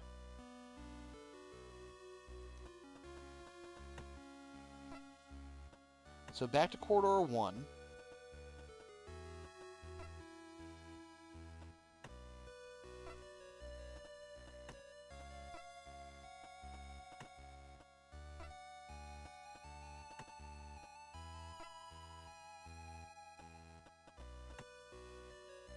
Nope, apparently I can't go to my security quarters. I don't just want to open the hangar, but that is unfortunately an option. Let me just head back into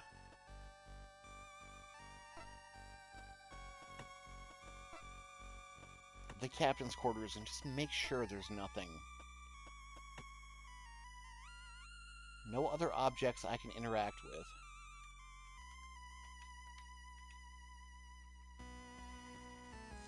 No.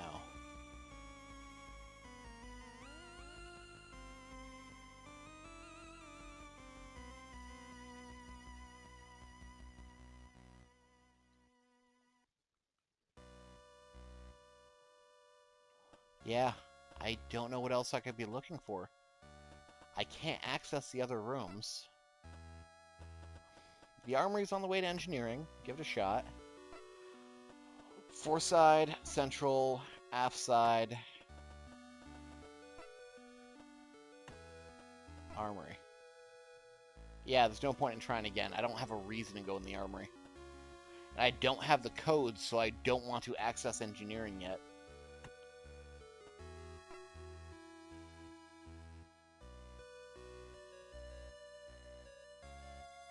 Yep. Although I had the doctor's card with the captain dead, you either find the second in command or the emergency access codes if you have any chance of getting the ship back online. I can't get into... Did I try fire control since I got the key card?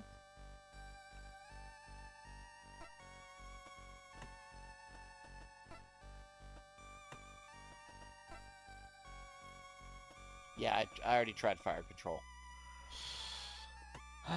Let me just hit the bridge real quick. Because otherwise I feel like there's no choice but to open the door.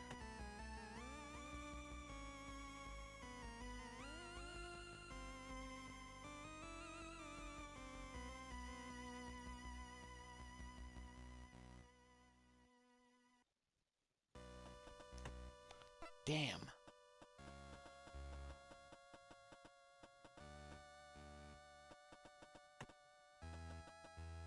Well, if it's a wrong answer, it's a wrong answer.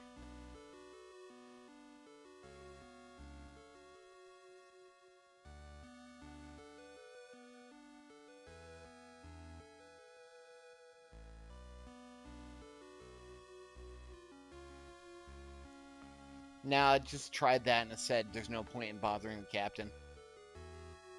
That's my thought too, is maybe there's still something on him.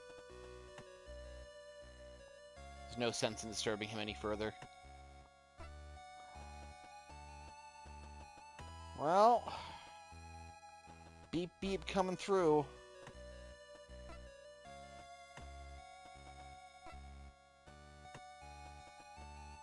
Let's try mess because we're right here.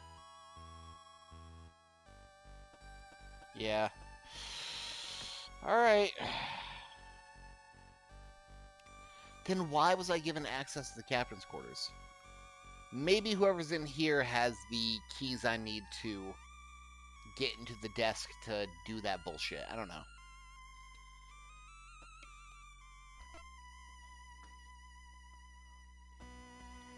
Here we go.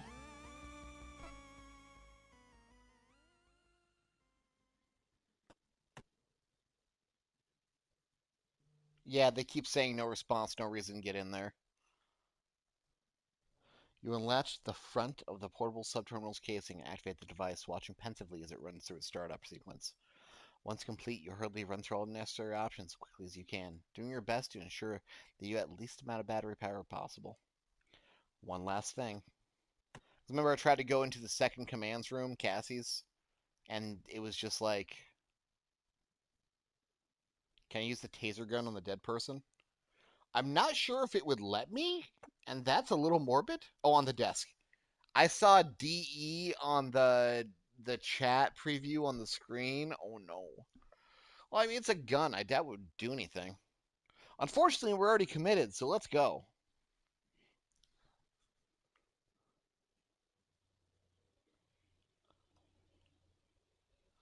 You quickly unfasten the pouch you'd placed the doctor's keycard in, withdraw it, and slot in device. With the same infuriating slowness as all the others, the doors of the hangar begin to move.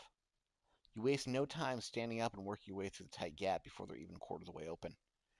Noticing the absence of any signs of depressurization, you continue to force your way through the door. As soon as you're through, you vault your way down the stairwell, skipping increasingly more steps at a time until the gravity disappears, until you're eventually floating past entire sets of stairs altogether. Both their Junos are still here. Setting your radio to broadcast with one hand and grabbing the guardrail with the other, you call out into the dark void of the hangar. Hello, is anybody there? This is Lieutenant Thurmk from the Gundog. We've come to help. You peered in the darkness, straining to see any signs of life. You knew that you heard activity in here, so where were they?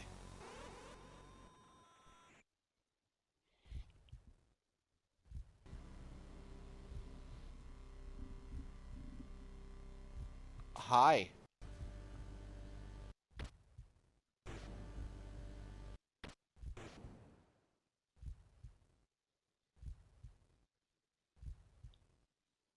You stand frozen in place, unable to move your legs, unable to speak, as the huge machine that's just pulled itself out of the darkness looms over you.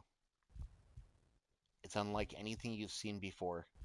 No ship, no shuttle, armored frame, or worker pod that you know of looks the slightest bit like this.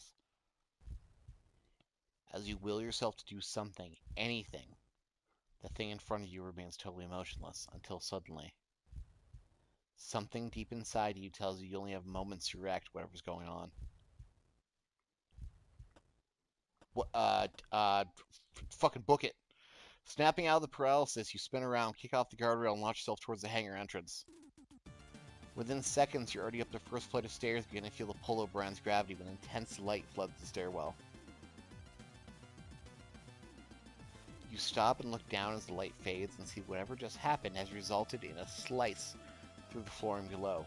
The stairs you just left and the wall beyond them, leaving warped metal superheated and glowing on either side of the cut. Seeing more light flooding in the stairwell from behind the hangar entrance, you turn back around and sprint up the stairs, scrambling out the double doors into the four-side thoroughfare. As you stumble into the corridor, you grab the radio. Hanson, get the fuck out!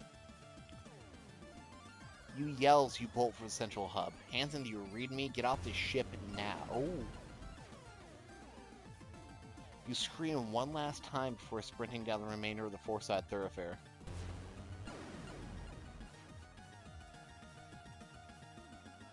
As you pass the boundary into the central hub, the corridor behind you is illuminated with another intense flash of light. You don't turn around, instead continuing at speed towards the airlock where the Juno had been left. Hanson, I'm serious, get the fuck out.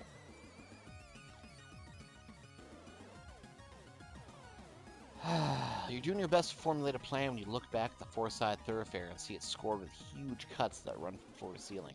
The liquefied metal of the ship's structure framing the paths. Aw, damn it. The same instinct that saved you in the hangar kicks in. You run towards the airlock, racing towards the open entrance and the stairs you can see in the distance. As you head towards the open cockpit of the armored frame, you try to remember the startup sequence that you piloted out of here. You begin to climb up the Juno's chest, and when you reach the top, look inside and see the pilot seat empty. Looking back towards the entrance of the airlock and seeing no one in the distance, you know you have a choice to make. Fucking wait for him. You cry in frustration, slamming your fist on the cockpit hatch. Despite every instinct you have screaming at you to run, you know you just can't abandon him. Your eyes fixed on the corridor leading the airlocks, you wait for him to appear. You know he hadn't received your radio signals. He must have seen what was happening with the ship from the bridge. You mutter, your right leg beginning to twitch in anticipation. Ooh. Ooh, ooh. One more. Beam of light tears through the airlock, floor to ceiling, you barely react. You made your decision, you're gonna wait for Hansen the last possible second. Cruz, you asshole, get yourself into the Juno right now. At the entrance to the room containing the airlock, you see Hansen, black box under one arm, running at full speed. Get in the fucking robot! Why do you have attitude now? In one swift motion, Hansen pulls himself up to the cockpit entrance, disappears inside. As soon as he's in, you enter after him and quickly begin to buckle yourself in passenger seat. In just a few seconds, he pulls the lever that seals the cockpit and works his way through the entire startup sequence.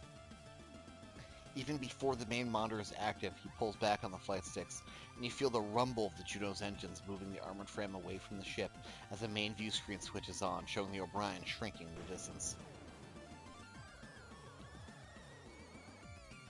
What did you do?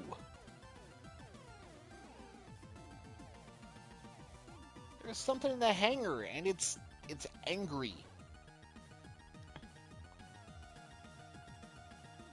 You're about to continue your protest at Hansen when you see a column of light penetrate the surface of the O'Brien.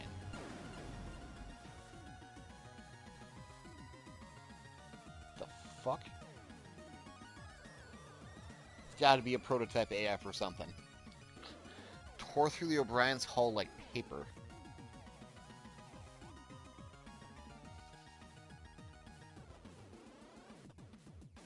We need to... Your voice trails off. You suddenly become very conscious of where you are in an armored frame primed for battle. I didn't mean to choose that. I was actually hovering over Tell the Gundog, and it ran out of time to take this fucking thing out. Before you can finish, Hansen slams controls forward, pushing you back to your seat and sending the Juno directly towards the enemy at top speed. As you struggle with the frame's acceleration, you look across to Hansen, who's leaning forward, a deep scowl on his face with his chest visibly rising and falling. Looking back at the main monitor, you see the O'Brien growing at an alarming rate as the targeting reticle on the screen shifts back and forth, the approximate location of the target. As suddenly as Hansen has started towards the unknown machine atop the O'Brien, he brings both feet down hard on the pedals attached to the bottom of the pilot seat, causing the Juno to suddenly jet upwards. The maneuver is quickly followed by both flight sticks being yanked backwards, bringing the armored frame to a halt just above the target. As the reticle coalesces over the enemy machine, he pulls the trigger and fires a slew of bullets, which quickly fly through the space that had been, until moments before, occupied by the enemy. You see small explosions as the rounds rip through the innards of the O'Brien. Oh fuck. With the deft manipulation of the controls, he simultaneously rotates the frame and sends it flying away from the O'Brien as he scours the monitors. As quickly as it disappeared, the unidentified craft reappears immediately in front of you, a telltale glow emanating from the forwardmost protrusion of its main body. In a second that he had to do so, Hansen detached the Juno's shield and hurled it at the machine, disrupting its beam and buying him precious moments to retreat. Once again, he surveys the surrounding space, trying to find the deadly enemy. He's heading right towards the Gundog. His scowl deepening, Hansen once more pushes controls and the Juno to the limit, moving to pursue the attacker at top speed. As the enemy shrinks in the distance of the Juno's monitor, Hansen doesn't let up on the speed, maintaining a high level of acceleration. The tremors you feel in the cockpit grow more intense the faster the armored frame moves. Grabbing onto the straps holding you in place with both hands, you pass your eyes over the readouts. Almost all of them are flashing warnings or alerts, the needle's majority of the gauges deep in the red. Cruz, keep it up, the Juno's gonna fall apart. Hansen smirks at your order, scoffing as he somehow finds more acceleration that increases the vibration to the point that you feel like they'll shake you to pieces. This is my Juno, Lieutenant. Don't tell me how to treat her. Cruz, if we get back and we're dead... Yeah, write me up, blah blah blah. You groan and close your eyes, trying to ignore the beeping that started and the high-pitched whine you hear coming from the back of the cockpit. You're aware every second that passes as two of you race back to the Gundog, the tension worsened by the near-constant screaming of the warning systems. With Hansen in control, all you can do is hope that you get back in time before the Gundog can be cut to pieces by the weapon you'd seen make short work of the O'Brien. You've lost track of how long you've pursuing the enemy when suddenly some garbled static bursts from the speakers, and a shrill and panicked voice screeches at you. I repeat, Lieutenant Lord of the Gundog, we're under attack by unknown enemy. Any JCF ships in range, please respond.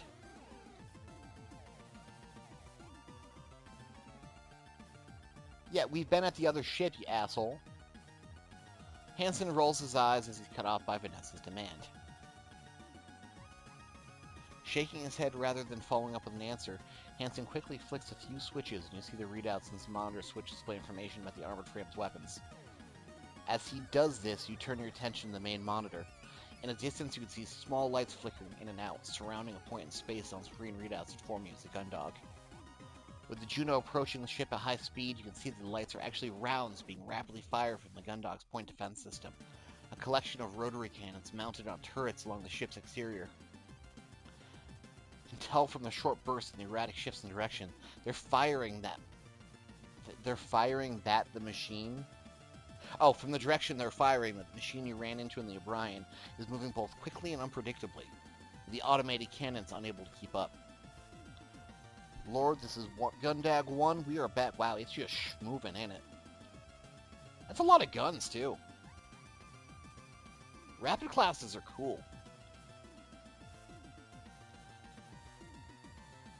You hear Hansen mutter something under his breath, too quietly for the communication systems to pick up.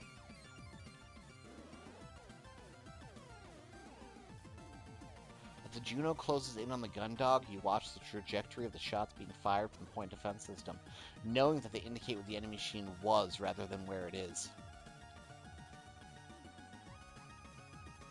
Based on the speed at which it's moving, you know that if you're going to have a chance taking it down, you need to figure out a way to get ahead of it. You're about to make this observation to Hansen, but you see a deep focus on his face, his eyes tracing the path the enemy moves along as it weaves around the barrage coming from the ship.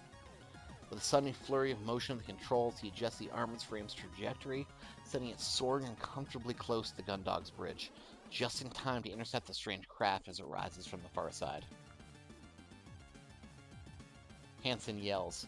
Slamming down on the pedals, Hansen positions the Juno over the top of the enemy, and you hear a heavy click as he pulls the trigger on the right flight stick.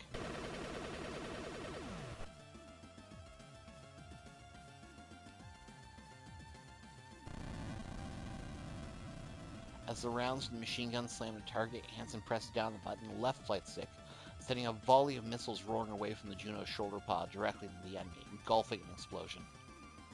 Doesn't matter how powerful the machine is, the pilot's no good. Oh no.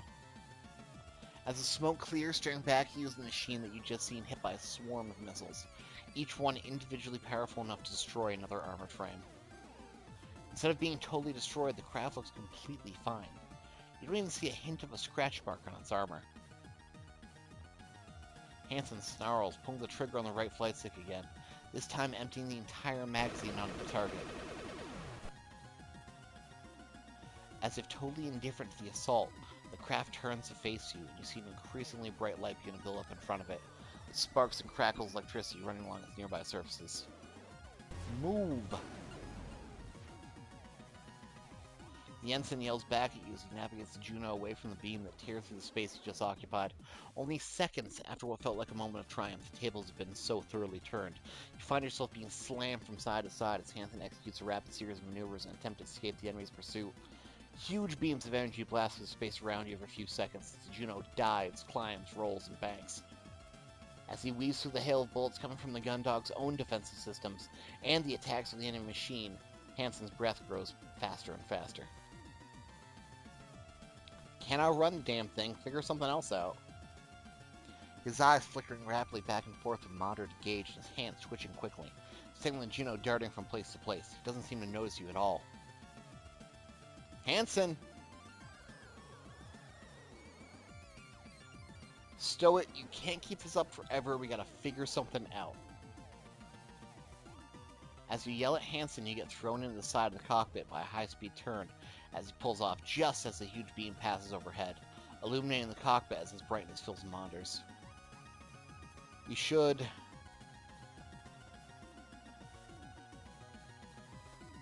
Yeah, what about the bird line that Dalton was using? You just watch it take a direct hit from frame-busting missiles and come away without a scratch. If that didn't harm it, then nothing else the Juno wielded would be able to stop it. Your thoughts race as you try to come up with a solution. If the missiles won't take that thing down, nothing we have is going to be able to destroy it. Shut up. If we can't destroy it, then we need to change tactics. We need to disable it. Hansen glances across you with a sneer, clearly about to criticize your idea. Before he can respond, his attention is taken by another blast from his energy weapon, which he evades at the very last moment. Hey, Cryptid. Dalton's been working on a compound to seal hull breaches, but he's been turning into ammunition for the Juno's machine gun. If it works, we can trap that thing. Stuff's made to set hard enough to act as a new hull. Hansen scoffs at you despite being in the middle of carrying out a maneuver involving suddenly braking, dropping downward through the space, and letting the enemy machine fly overhead, so you can fire another volley of machine gun rounds to its underside. If it works, and what if it doesn't? You got a better idea? I'm all ears. As the Juno continues to shake from the strain its engines are under and the sun spins and turns, Hansen's making it perform, you manage to lean towards the communication system and press down a button that allows you to broadcast. Gundog, this is Gundog 1. Patch me through to Grange. Shut up. I repeat, patch me through to...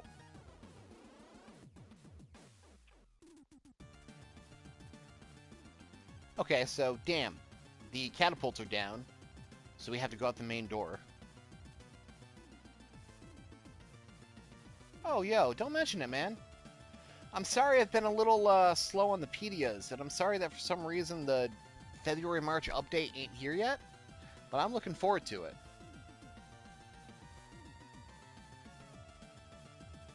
I am probably going to cut a few pedias when I finish with this. Spend some time watching some shit with my wife and just use that time to put a few more episodes together. Throw them out. But I appreciate you stopping by.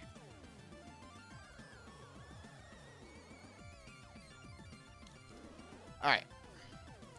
Nothing we have on the Junos are going to stop it. Put me through the Dalton. Don't... Shut the fuck up. Dalton, did you make any more of your sealant rounds? 2 whole mags. We'll take it. Send it out. The cockpit shudders as the armored frame breaks suddenly, following a tight corner that takes around the rear of the Gundog and out of sight of the attacker. Although you're slammed backwards, Hansen remains focused and unleashes a barrage of machine gun fire as the enemy soars past you. As you recover, you glare at Hansen. Never waste ammo. Before the other craft can respond, Hansen quickly maneuvers away and you see the empty magazine eject from the Juno's machine gun. Ack.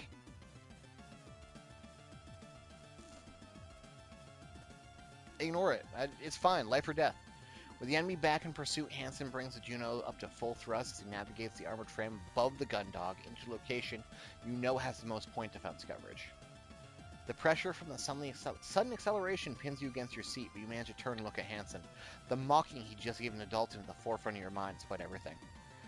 Don't punch him. As you watch Hansen's eyes flick rapidly at different screens and readouts from the cockpit, his hands moving almost too fast to perceive, as he feathers the flight stick simultaneously to evade the fire from the Gundog and the attacking craft. Woo! You turn back to focus on the main monitor and see the enemy machine heading straight towards you. A charge that Hansen evades with a feint at the last possible moment. You sigh, thinking that probably wouldn't be a good time to distract him. As the attacking craft speeds away in the distance before stopping solemnly and turning its axis back towards the Gundog, Hansen turns the Juno and speeds towards the front of the ship, moving the location he's instructing Dalton to send the ammo. With the main monitor now focused on the open main hangar door, you can see Dalton, just as ordered, sending a supply launch rocketing towards you. The launch, little more than a large sled with a series of thrusters attached, speeds through the void as you, in a smooth motion, Hansen moves to meet it. He deftly manipulates the armored frame's hands to grab the machine gun magazine tethered to it without needing to stop. Pulling back just in time to evade another blast from the enemy, Hansen slams the flight sticks forward, sending the armored frame tearing through space and towards the opponent. This better work, yeah, better work. Before the craft can evade, Hansen brings the machine gun to bear on it and holds down the trigger, the rounds all meeting their mark. As the shots land, the enemy machine is engulfed in a sudden expanding mass that billows outwards from the point of impact. Within seconds, it's encased in a thick coating of Dalton's compound, which sets as suddenly as it expanded, leaving the craft's long appendages visibly struggling against the material's restraining properties. Okay, so what's stopping it from just, like, flying away? Like, its limbs are trapped, but it can just, if it has any exposed thrusters, it can just leave. And also, if its main weapon is strong enough to cut through starship hulls, it can probably cut through this. Despite being almost entirely encompassed in ceiling, your foe was heading straight at you. Oh! Hansen yells, sending the Juno straight at the enemy. With an impact that reverberates violently through the cockpit, the armored frame slams into the oncoming craft. Go to hell.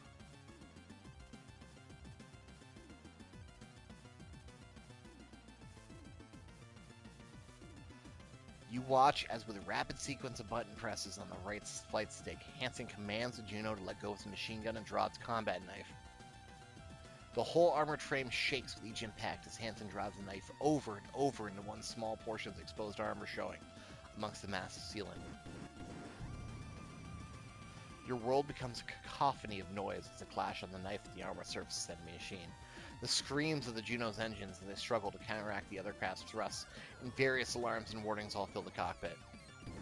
Go down, you hell. Suddenly, you're forced back to the seat by a rush of acceleration. You just about manage to turn your head against the force of the thrust, see Hansen shunting the flight sticks back and forth and stomping on the pedals. Its engines must have cut out, but the controls have gone on ours. I can't stop them.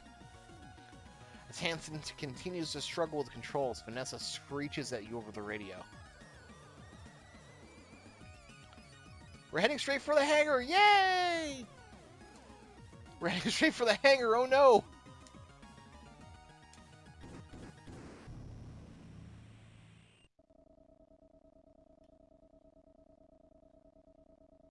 Despite ensign crews gaining advantage against the unknown enemy craft that attacked the JFS Gundog, a mechanical failure in the engines of the Juno 2 resulted in both the unidentified machine and the armored frame crashing into the ship's hangar. Woo!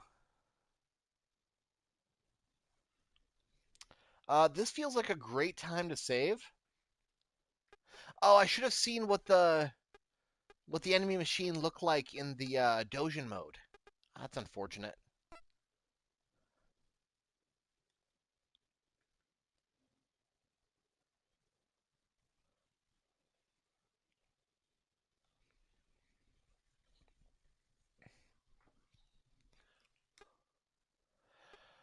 Right, so, I think 2 hours is a good chunk to stop on that. So clearly they picked that thing up floating through space. Why was it disabled, though? Also, there's no signs of it firing through and damaging the O'Brien until we disturbed it. But we still have an open airlock and dead crew members. The doctor especially being physically assaulted. My guess is that thing is full of somebody or something. And it like Trojan horse its way in, intentionally or not, got into the O'Brien from the inside, maybe even depressurized the hangar on or the airlock on purpose before anybody had a chance to respond, and then just took her. Well, no, that makes no sense. If they wanted to take over the ship, why didn't they? Why is that thing still chilling in the hangar when it clearly had the ability to cut its way out?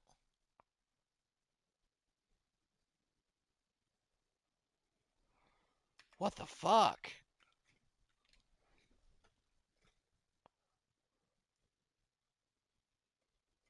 On top of that,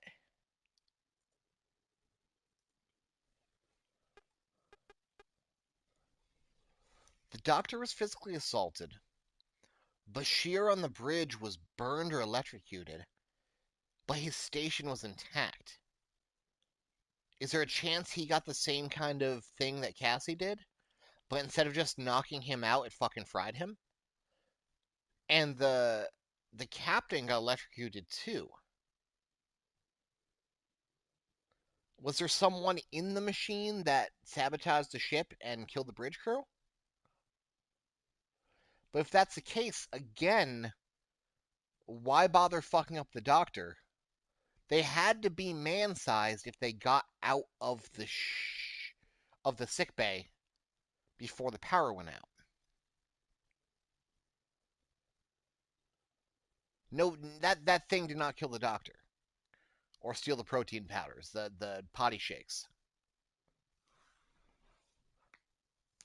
But that thing was still locked in the hangar, clearly able to get out because it did. When we triggered it, it got out of the ship by cutting the ship in half.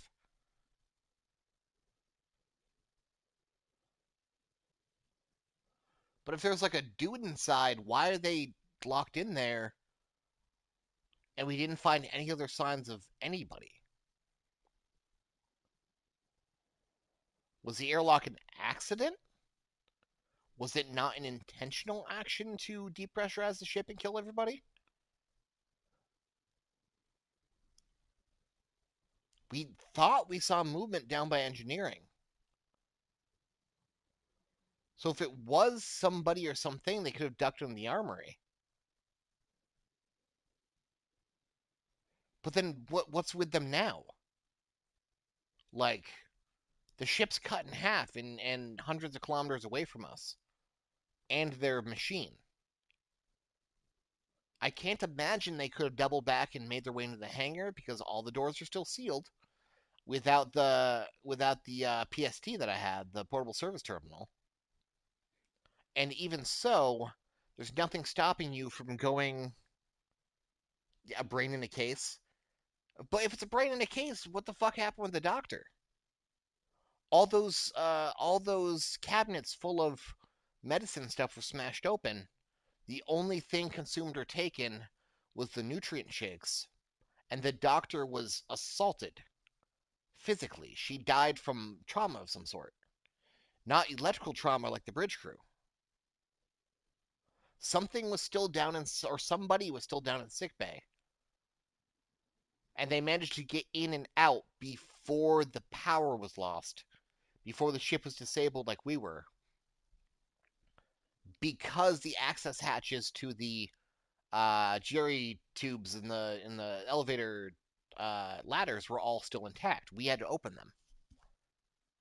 No one used the Jeffers tubes. There's no other way to get to and from the sick bay without using the elevator.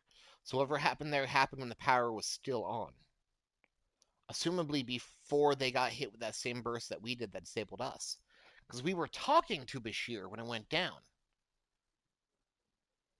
We lost power. Cassie went unconscious. The O'Brien had the same thing happen to them. But they already had the device on board, too. Maybe that's what activated it? Then what the fuck happened to the doctor?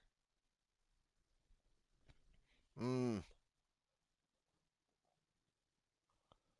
I guess I would not mind exploring this more, but I think I might be taking a small break.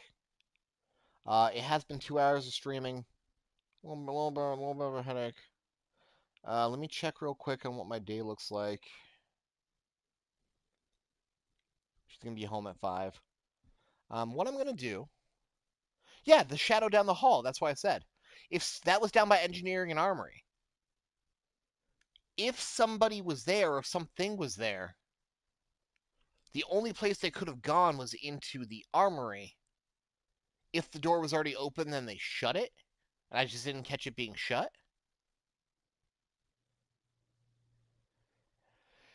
But even so, the game doesn't do anything to discourage you from seeing that first, then immediately opening the hangar. So it's not like they could have gone into the hangar from the armory because I would have caught them. They can't get from the aft thoroughfare to the fourth thoroughfare without getting past me. And the game doesn't stop you from going there to there directly. So it can't have accounted for that. I know it's a little bit of a meta game, but I want to know more about this, but I'm not sure if I got it in me for another 2 hour chapter. Okay, so since you guys are actually here and hanging out with me and willing to be me, yeah, the weirdness happens after Cass is knocked out because we were talking to Bashir directly on comms when the blackout happens. Since you guys are hanging out right now with me and you're cool enough to be here, should we push through the next chapter, or should I do my plan B I had for today and load up that round robin program to finally figure out what my favorite Gundam show is? I found a easy way to finally scientifically determine what my favorite Gundam show is, and I'm going to be doing that in the fairest way possible instead of ranking them on a tier maker because I feel like that doesn't work. I have loaded 40 different entries into a round robin tournament creator, and I'm going to pit each and every show against each other and figure out who has the highest score by the end of it. That will give me an objective ranking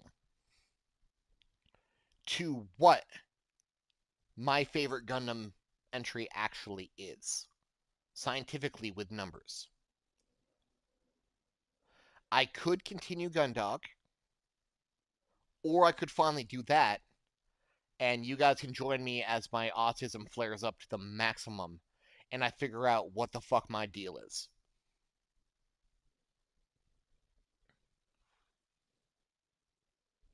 Since you guys are here now, which one would you rather do?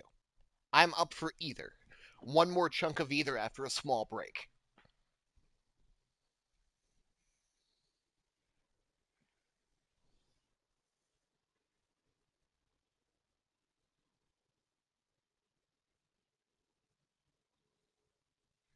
Yeah?